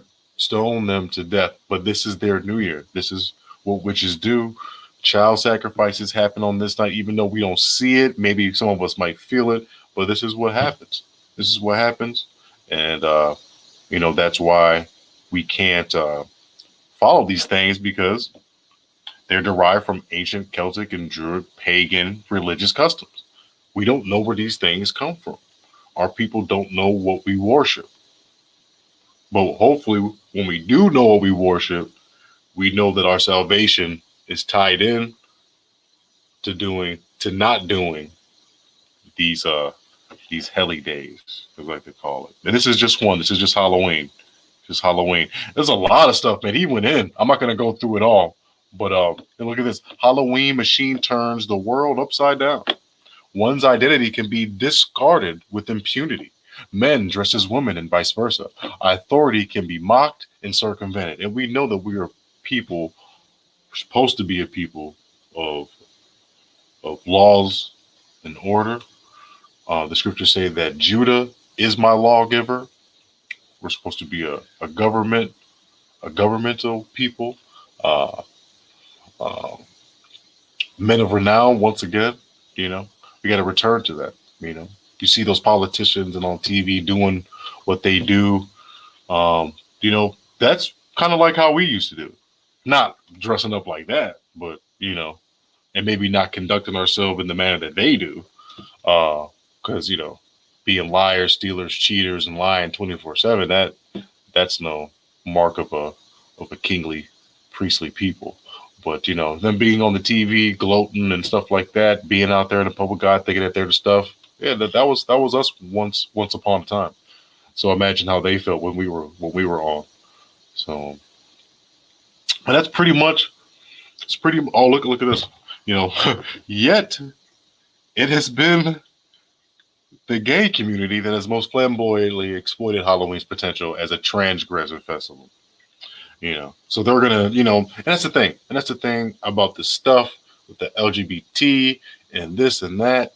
I was just saying this to somebody too. I'm like, listen, I'm in this truth, but I'm not going to your little child when you're not around and telling them about it.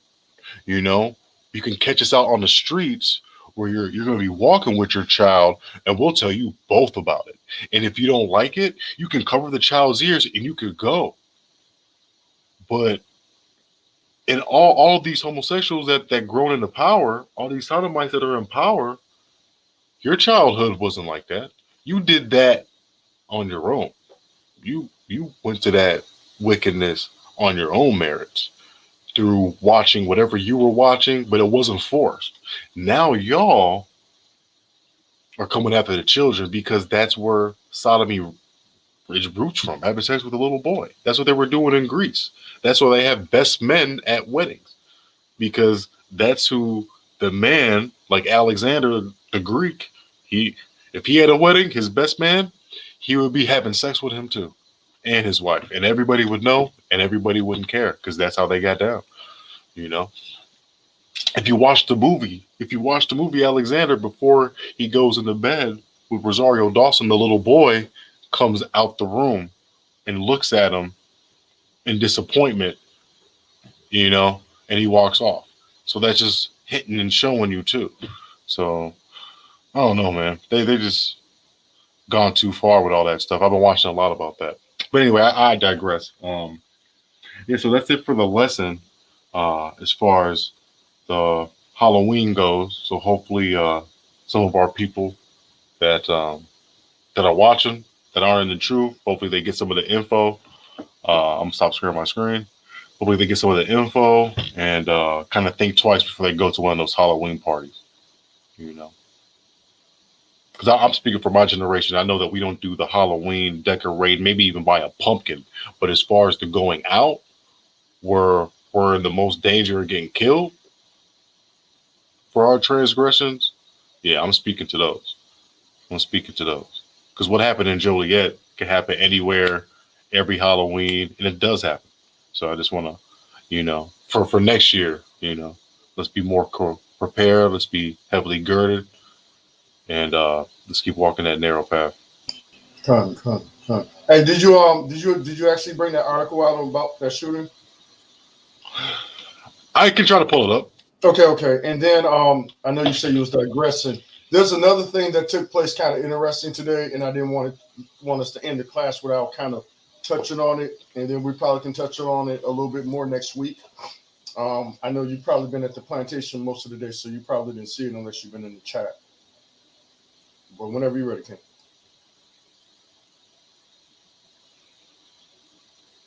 Oh yeah, here's another thing too. I just want to bring it up. You know how there've been I think you said that you're about to say, you said that rappers are pastors now. I've been seeing these memes going on that people are blasphemizing the Bible, right? Like they're using Future for what he said about, you know, these girls are for the streets or whatever, and they're actually blasphemizing the word. They're calling it niggalation 2 and 3. You know, and it's just, and they putting Future on it with on the pulpit with a Bible. You know, and it's just like, it's blasphemous, man. It's just so blasphemous. But anyway, go ahead, And you know what's interesting about that whole niggalations? I use that term niggalations, but I use it as a way to mock Christians. You know, because they always bring things that are not of the scriptures or their own private interpretation. So I'll come up with like the book of Galatians, chapter 13, verse 5. Thou can eat what thou want, and thou can be a sodomite, all thou wanted, because thou doest what thy will. Now, right. That's mocking their lack of understanding. But, you know, like you said, the hip hop industry, a lot of those kids, man, not all of them rappers, a lot of them are pastors' sons or daughters of mothers of churches and things like that, born in the Southern Baptist Church and things of that nature. So obviously they've turned their ear off to the church, and now they're listening to these rappers who are their leaders now. I want to pull this comment back up. Well, actually, if while you look for that thing, I'm gonna look. I'm gonna see if I can pull that article up too. I might be able to get it before you. Yep, I think I got it. And Joliet, Illinois. I think I got it out of one. Yeah, it was kind of big. Thought I took a screenshot. Yeah, I got it. I'm gonna actually pull it up real quick, and then I'm gonna leave my screen share up. I'm gonna pull this before I pull that article up so they can see it. It says, this brother Sylvester Robinson said to speak on the agenda against the Most High. Kanye is doing Sunday services now promoting for Esau, right? And he says it again, right? So I'm gonna address this, right? And I'm glad this brother brought this up because I would have hated to let this to be one of the last ones for us to address this. So I'm gonna go ahead and do a screen share, then I'm gonna address this brother on Kanye. You know, if the brother's been paying attention, we definitely been banging on the music industry, especially from being from Chicago. You know, we can y'all see my screen? Yeah, y'all, it's the screen share is on. We definitely you know, we definitely stand against the drill music and things like that. So we're gonna address Kanye real quick, right? So anyway, this is the article that the brothers was talking about. It says prime suspect arrested in a Halloween mass shooting near Joliet that left 2 dead. And pretty much, just to give y'all a little backdrop on this, this was a family of Issacharites, what we call the so-called Mexicans, right? Joliet is a small town outside of Chicago, which is also known as the transfer facility of the Illinois Department of Corrections. We're going down into the belly of the beast, which we call hell, and it's truth, going into the belly of the beast, which is Esau's prisons. Joliet is the transfer facility. It's the intake place where all the inmates from the state come in, and then from there you sit there, get processed like cattle on the auction block, being prodded, poked, looked at, spread your cheeks, called blah, blah, blah. It all happens in Joliet, and then from Joliet you get scattered to all the different prisons across the state, right? So pretty much in this scenario, Issachar, according to the video, the sister said that they was you know, having a little Halloween party, right? And it was only for like maybe 7 to 12 people, family members and close friends. She said at one point that she looked up, it was about 200 people outside their house that they didn't invite. They're all trying to force their way into parties, and it was a thing of 2 different gangs in that crowd, and they start shooting each other, right? So it reads, Will County sheriffs say that they have arrested a prime suspect in a Halloween mass shooting in Joliet Township that killed 2 young adults and wounded 9 other people. The 18-year-old man was arrested Wednesday on a related warrant at a home in Joliet, according to the Will County Sheriff's, right? It says police have been called.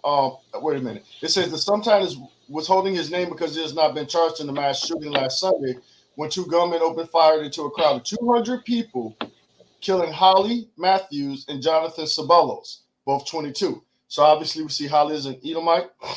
You know, and this brother right here, he could be, you know, Israel, he could be Iscarite, he could be, you know, he could be a different tribe, or he could even be a conquistador. We don't know, but we're just going to keep it where it is, right? As I said, you see that there was 200 people there. The lady said that she only invited like maybe a few people, right? And all these other people showed up and it turned into a mass killing. What did they come do? They start killing and shooting each other on Halloween, right? So this is why the brother went into this lesson about Halloween, and that we when we affiliate with these things and we do these things, we affiliate ourselves and open ourselves up to these type of things, these judgments from the Most High. You know, it's the Most High that kills and makes alive. He's the one that wounds and heals, you know. So it's best to not walk in that covenant of death, as the brother spoke about, as Paul spoke about, as the scriptures talk about. We made a covenant with death. You know, so we obviously need to stay away from these things. Now, to go ahead and speak with his brother Sylvester, I think he already left the chat. It's 10:09, so he made he made this comment about 15 minutes ago. I was actually in my car. I had a little situation I was going to go attend to, but it got resolved. I'll pray this to the Most High. You know, everything's good with the family. So I'm here. So this brother was saying, speak on Esau and Kanye West. So, like I said, Barack, you've been at work all day, but I'm going to go ahead and share my screen real quick. And let me just show you brothers that's talking about Kanye West. True enough, the brother's still doing Sunday service, right? We understand that. But this right here should shock you, brothers and sisters. And we'll deal with this a little more in depth because we're heading up on the 2 hour mark. So we'll probably tap into this a little bit more, but it's all over YouTube. This is one of the hottest things going on. This was Kanye West on the Breakfast Champs. So I'm just going to give you the edited version that pertains to us and why it's important that we recognize this. And then we're going to close the video out with the brother Pawar teaching, right? So let's check this out. Like, I'll take a little bit more here, do this here, blah, blah. And after this, it took all the life out of this man as a black barber, as a African-American, as a blood of Christ, as a Hebrew, see, I'm telling y'all what it is, right? Mom was born into a drinking fountain. They told her what fountain she could drink out of. Okay. Now, we born into a vote. They literally call it the black vote. Yeah. And by the way, we blood of Christ. We blood of Moses. Right. We're not just a color in a crayon box. And if we knew that, who we really were, we'd treat each other differently. We'd treat ourselves differently.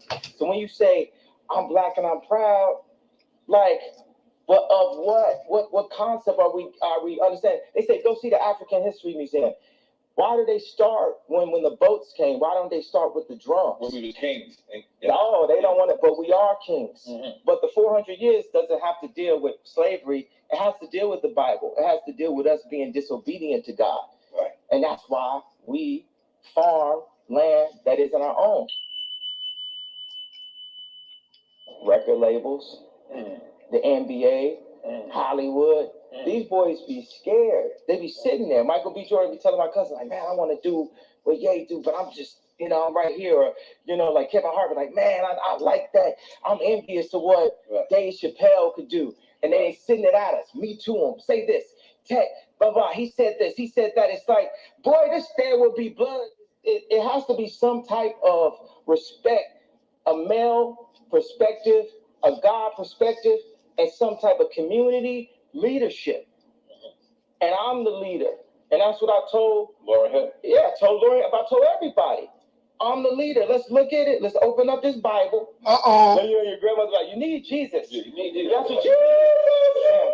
Man, because praise God. Because all of this that we're doing, it ain't adding up to nothing. Now God has pointed at me and said, this man worth $9 billion.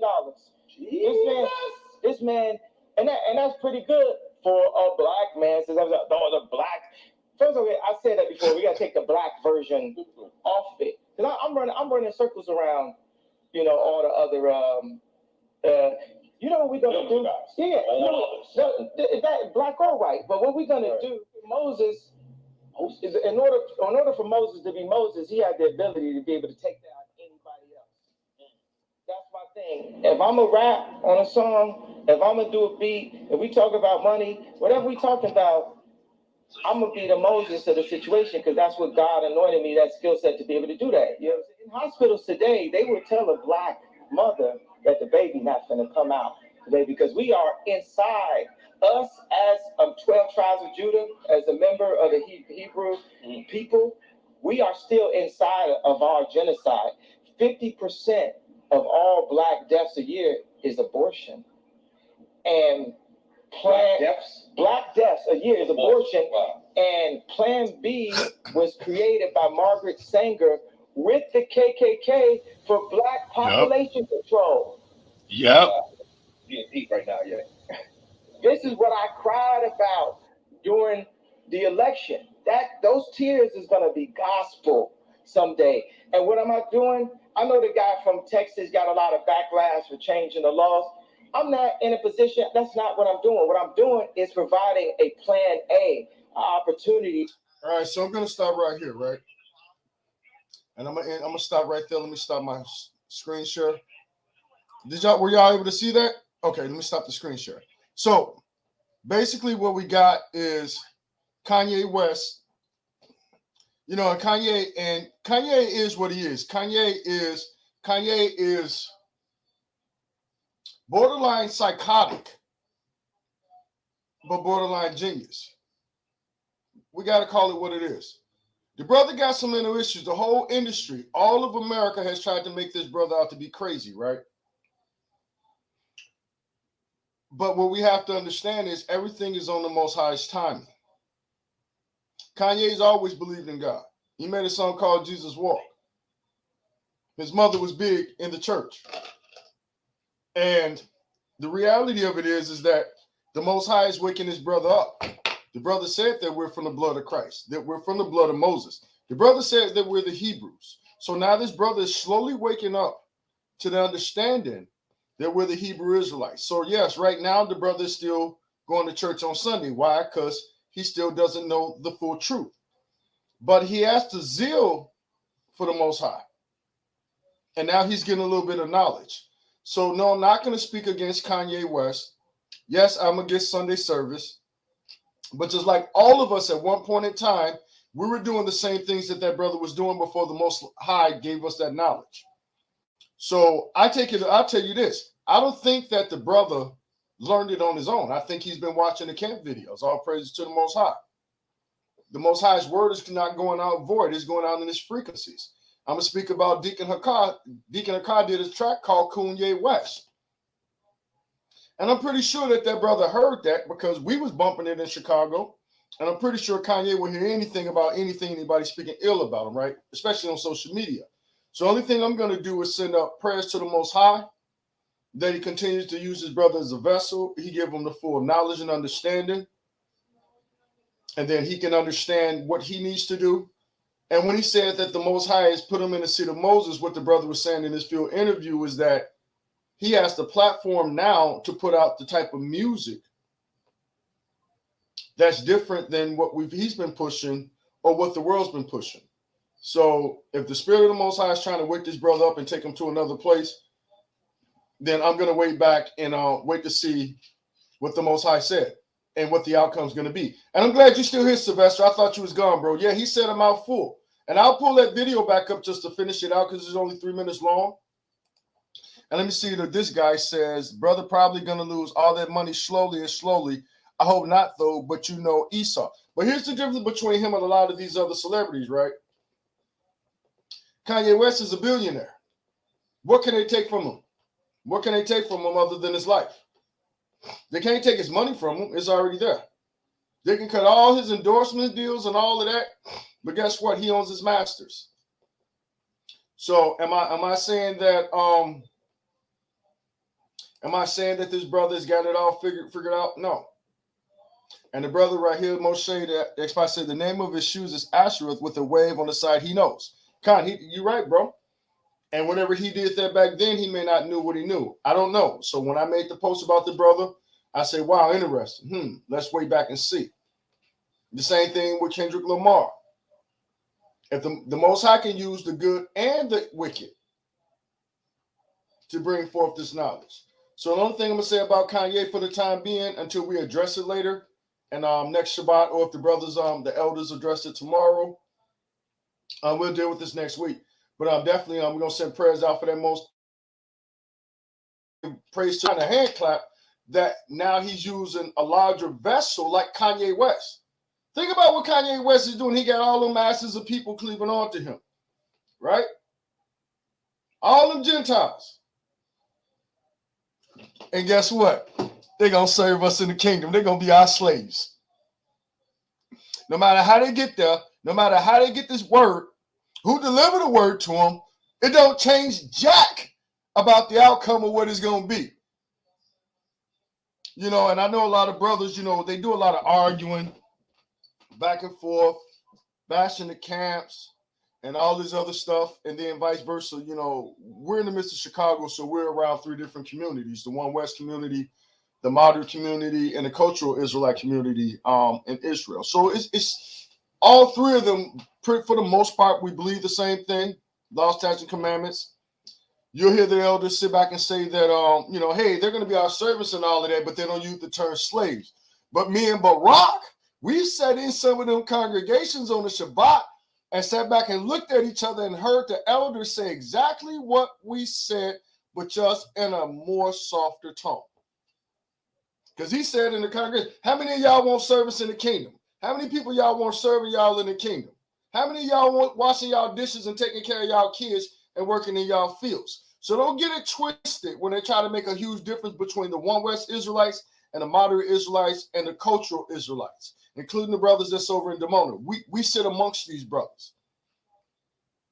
So however it is, however the word's going to go out, the word is not going to go out void. So the same way many people woke up from Kodak Black, woke up from Kendrick Lamar, guess what? The same thing's going to happen with Kanye. And eventually what they're going to do is they're going to start researching it.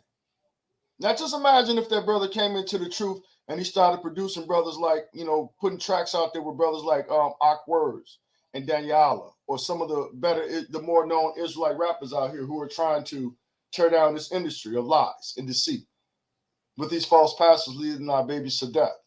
You know what I'm saying? So I just wanted to address the brother, Sylvester Robinson. I didn't want to leave that untouched. I thought that would have been rude. And we're gonna get ready to close out. I'm probably gonna play about another 5 minutes of Pawar. The beloved Pawar, Ben David, beautiful brother. Sad times, but it's also a joyful time too, because like I tell brothers and sisters, the brothers no longer suffering. Let me get that scripture I'm looking for. Give me 1 second.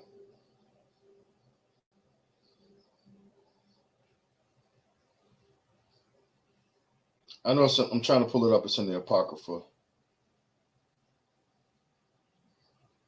This is Sirach, chapter 2. Sirach 2:1. It says, "My son, if thou come to serve the Most High, prepare thyself for temptation. Set thy heart aright and constantly endure, and make not haste in the time of trouble." As you heard from the testimony of us, people in the chat, the brother Barak and the elder that's been known him 25, 30 years, that brother endured, and he kept his heart aright. He stayed in the trenches.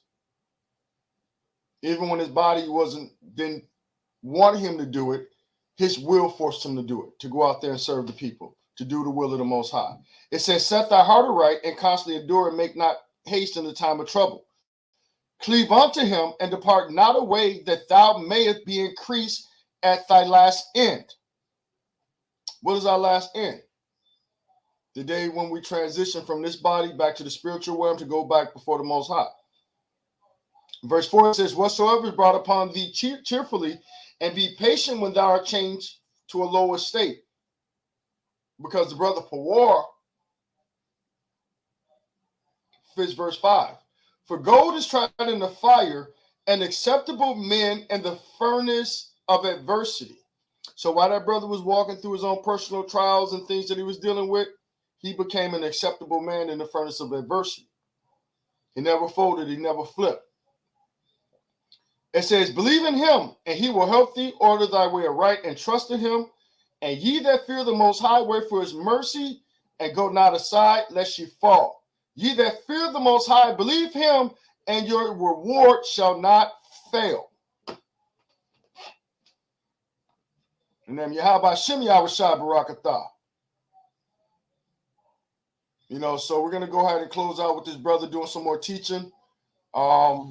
Anybody got any particular one? I'm asking the chat real quick, since y'all been dealing with us and bearing with us for 2 hours and 15 minutes with the beautiful presentation by the Ambassador Barak with the young Prince Emmanuel and Chief Priest Abban Ariyah. Any brothers and sisters, do y'all want to see the one where he was teaching about the Romans and the Christian church, or do you brothers want to see him teaching back in the streets? Somebody give me which one y'all want. Whoever replies, or whoever replies first, or show me a few replies. I'll go with what y'all suggest, because I want to close this out with the voice of this brother right here. What about you, Wanda? Any particular video you want me to pull up from that brother? Which one you say, babe? The Christian church. Okay, we got one vote for the Christian church. Anybody else? That was my real request. On that. Anybody else? if you know what, sister, if you have that clip, you can send it to me real quick. You know, I'm gonna give you the name. You know what? If you want to shoot that over to me real quick, I'll be patient. I'll keep the stream alive for you. If you want to send that to me real quick, just let me know when you sent it, and I'll pull it up. Okay, 1 second. Okay, Con. So what I'm gonna do while I wait on that sister's clip, we're gonna go, since nobody replied, we're gonna go back to the you know, the deep meat where this brother was going at with this. Like I said, these were some big shoes to fulfill. This brother left a legacy behind, and I hope to follow in it, because in this truth, he would be my elder. I might be older than him in age, but in this walk, he's my elder. Antiochus. Now, it was a line. Now, why would you find the Israelites in the city of Antioch? What's going on in the city of Antioch, which most people don't know? Turn to Acts 11 and 26. We're going to go to Acts 11 and 26. We're going to see what happens in this city of Antioch. Because this city of Antioch, even though there are Israelites in there, it's predominantly ruled by white people. Read what you got. Acts 11 and 26. And when he had found him, he brought him unto Antioch. Mm-hmm. And it came to pass that a whole year they assembled themselves with the church, and taught much people, and the disciples were called Christians first in Antioch. They were first called Christians in Antioch. And Christian wasn't a shiny, spiffy name the way it is today. Christianos was a slander word, the Semitic one. It was a racial epithet. So this is why in the city of Antioch, this is the first time you hear about them being called Christians. There's a racial epithet. That's like you living out here somewhere in the city, and then you go to the part of the city that's all white, and they're going to call you nigger out there. They're going to disrespect you out there. Why? Because of the garbage that was started by Nero Caesar in 64 AD. But hold up, it gets more better. Go to Acts 13 and 1. Acts 13 and 1. Hey, this brother Pawar, Ya'ala, was a thoroughbred. A thoroughbred. Now there were in the church that was at Antioch certain prophets and teachers. Mm-hmm. And as Barnabas and Simeon, that was called Niger. That was called Niger. He was called nigger in Antioch. So you got to realize, a lot of y'all people that call yourselves Christians, y'all don't know history. That's why they took the Apocrypha out of the Bible. Because when you read them Maccabees, you see how Antiochus and all them generals that were underneath Alexander the Greek, when he died, those dudes became enemies of the Commonwealth of Israel. They persecuted the children of Israel. They brought pork to the children of Israel. So y'all don't understand about Hanukkah. Hanukkah is the fact that we had to fight for our town back, fight for our temple back, and restore our temple. But you in the church talking Christianity, but you don't know about that. If it wasn't for the Maccabees, Christ wouldn't even been in the temple. Because the Maccabean period is about 200 to 150 years before the time of Christ. Okay? So these are the things that y'all Christians that run around, y'all blabbing, and y'all cooning, and y'all want to be down with this white man so much, and you don't even understand what you're worshiping. Now, I'm going to fast forward and give you a little history.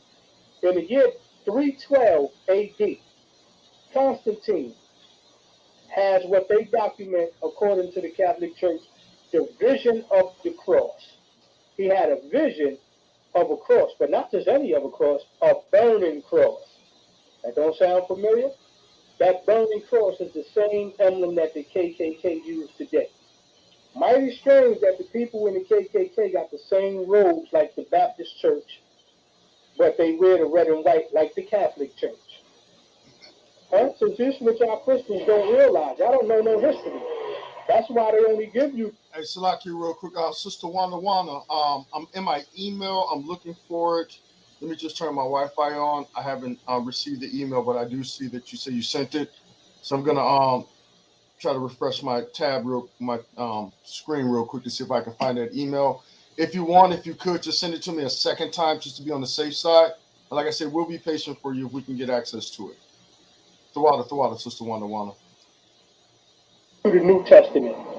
Because the Old Testament in the Bible, or the Tanakh, is the law and it's the history and the chronicles of the people, the children of Israel. Likewise, also the Apocrypha has parts in it.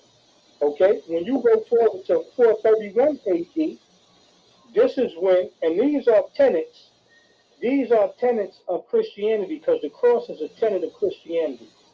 When you go to the year 431 AD, that's when they started to announce Mary as the mother of God. They didn't say Christ. Now what happens then?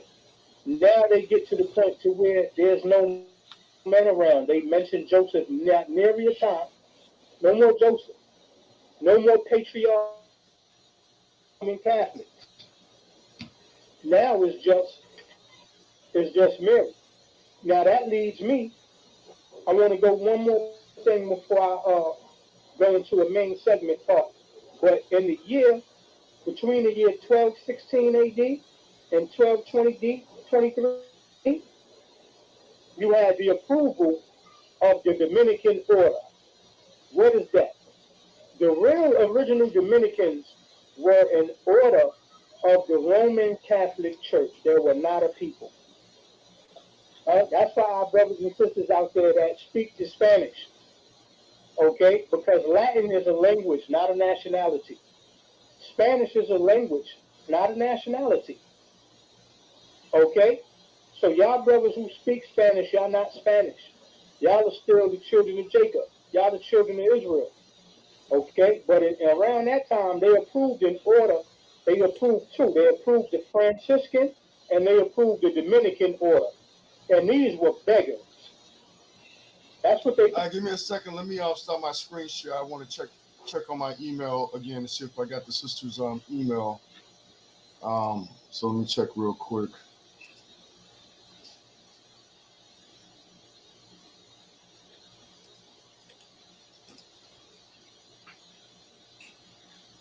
I'm just double checking. I didn't, I want to make sure I'm fair to the sister.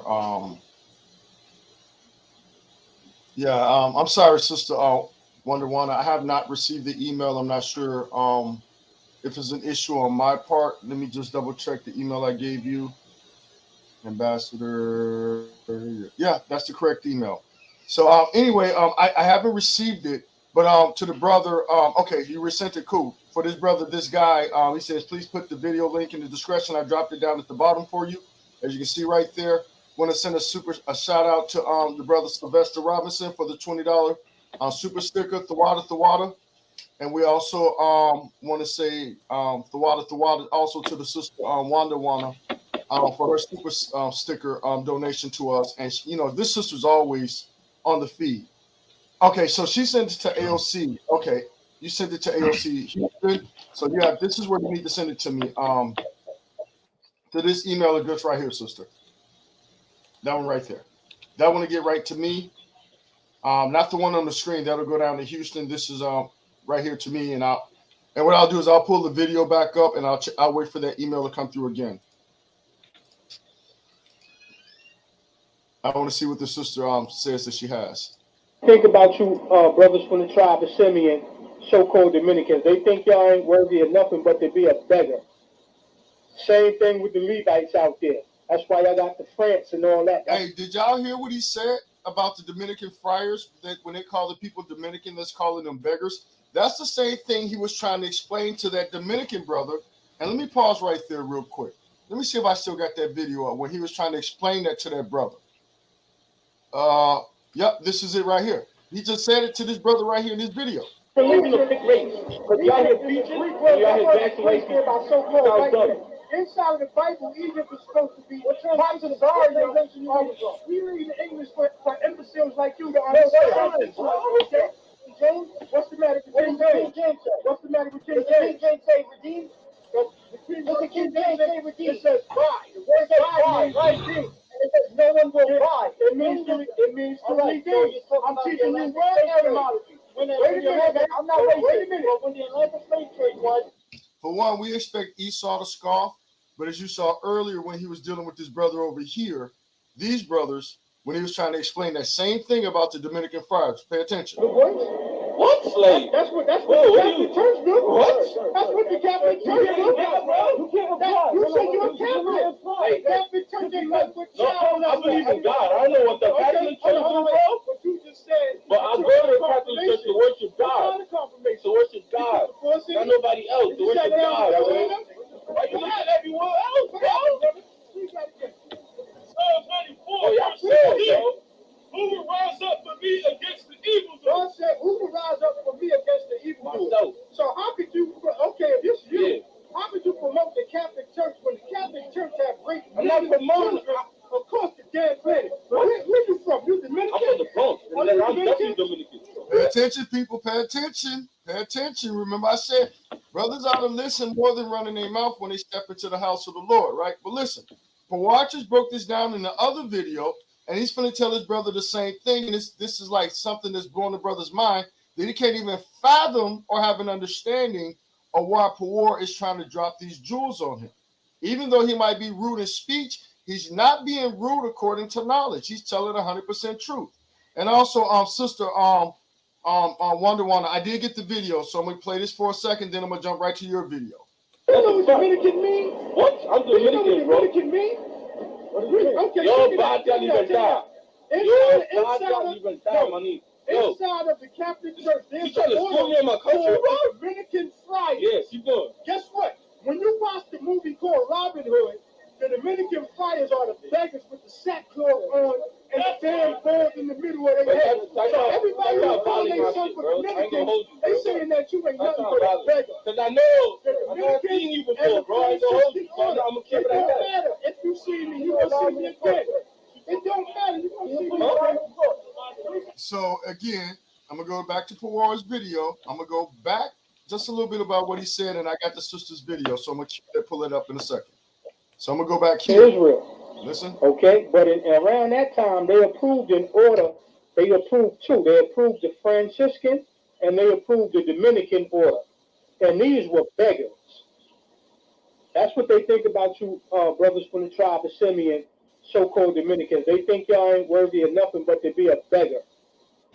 Same thing with the Levites out there. That's why y'all got the France and all that. That's the connection with the island of Hispaniola. One have a French connect or Francis connection, and a Franciscan connection, and one have a Dominican connection. Okay, and they were beggars. So when you see these friars with the potato sack with the rope around their waist and they bald headed in the middle, that came from the Catholic Church. So now I want to talk about I'm going to get into a main part. What I want to talk about, I want to fast forward up to the year 15. So I'm gonna stop right here for you brothers and sisters. I dropped the link in the video. I'm gonna stop my screen share so I can go into my personal email again and pull up this video. Don't worry about it, sister. It's a 1 minute video. Hey, if it was 5 minutes, we'd have checked it out. Definitely, Moshe. Definitely, we all learned a lot from Hashar, and definitely, beautiful leader, man. Been able to sit up under that man and learn a lot and ask questions, man. So we definitely honor our elders, and shout out to the brothers, the elders over at Ambassadors of Christ for all their laboring and all the work that they put in over the years. While most of us were still dead in the world. So I got the sister's video. I'm saving it right now, waiting for it to download. Let me just check the chat real quick while that's happening. Okay, let's see. All right, so I got the video right here. Let me go back to my share screen. And this is the video that the sister sent me. Let me open it up. Waiting for it to open.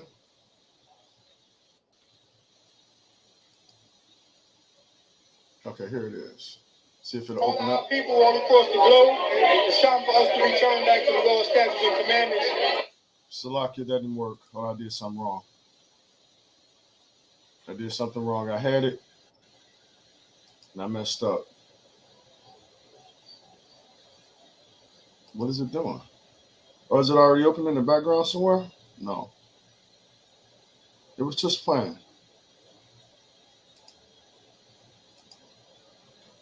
Let me just... Let me just try it again. See if I can download it a second time. Whoops, Salakia.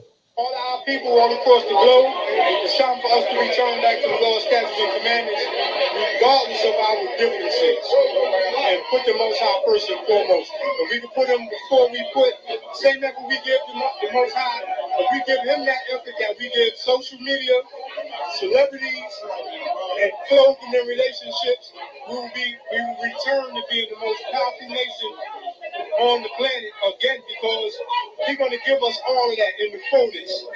In the earth is the fullness thereof. Okay? Come. I'll play that one more time. All our people all across the globe, it's time for us to return back to the Lord's statutes and commandments, regardless of our differences, and put the Most High first and foremost. If we can put Him before we put, same effort we give the Most High, if we give Him that effort that we give social media, celebrities, and clothing and relationships, we will return to being the most powerful nation on the planet again, because He's going to give us all of that in the fullness. In the earth is the fullness thereof. Okay? Come. Hallelujah. The brother said that the Most High is going to return the earth to us in fullness, man. And we thank you again, Sister Wana, for sharing that video. I did my best to try to, protect your information. I'll go back to the video just to double check that information, just to make sure, protect your, privacy. But anyhow, we want to say again, Thawada, for tuning in to another Friday night class of Friday Shabbat class with the Ambassadors of Christ. I'm Ambassador Yabatazar, and the other two brothers. Soldier Emmanuel. Ambassador Barak, shalom. And we salute you all. And again, keep our people in prayers, keep the commandment and the faith, and don't forget to pay for the iniquities of our forefathers, which is why we're in this captivity to this day. And if you don't have an understanding, join a congregation, get the love of a congregation. All right? And on that note, we say Shabbat Shalom, to the Akwathium and the Adawanium. Shabbat. Shabbat Shalom, family. Shabbat Shalom. Shabbat.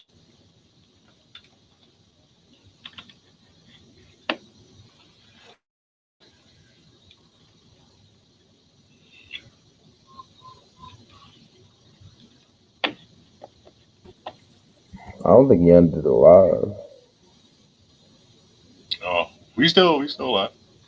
I thought I did. I thought I closed it. I did the wrong thing. All right, Shabbat Shalom, family. Love y'all.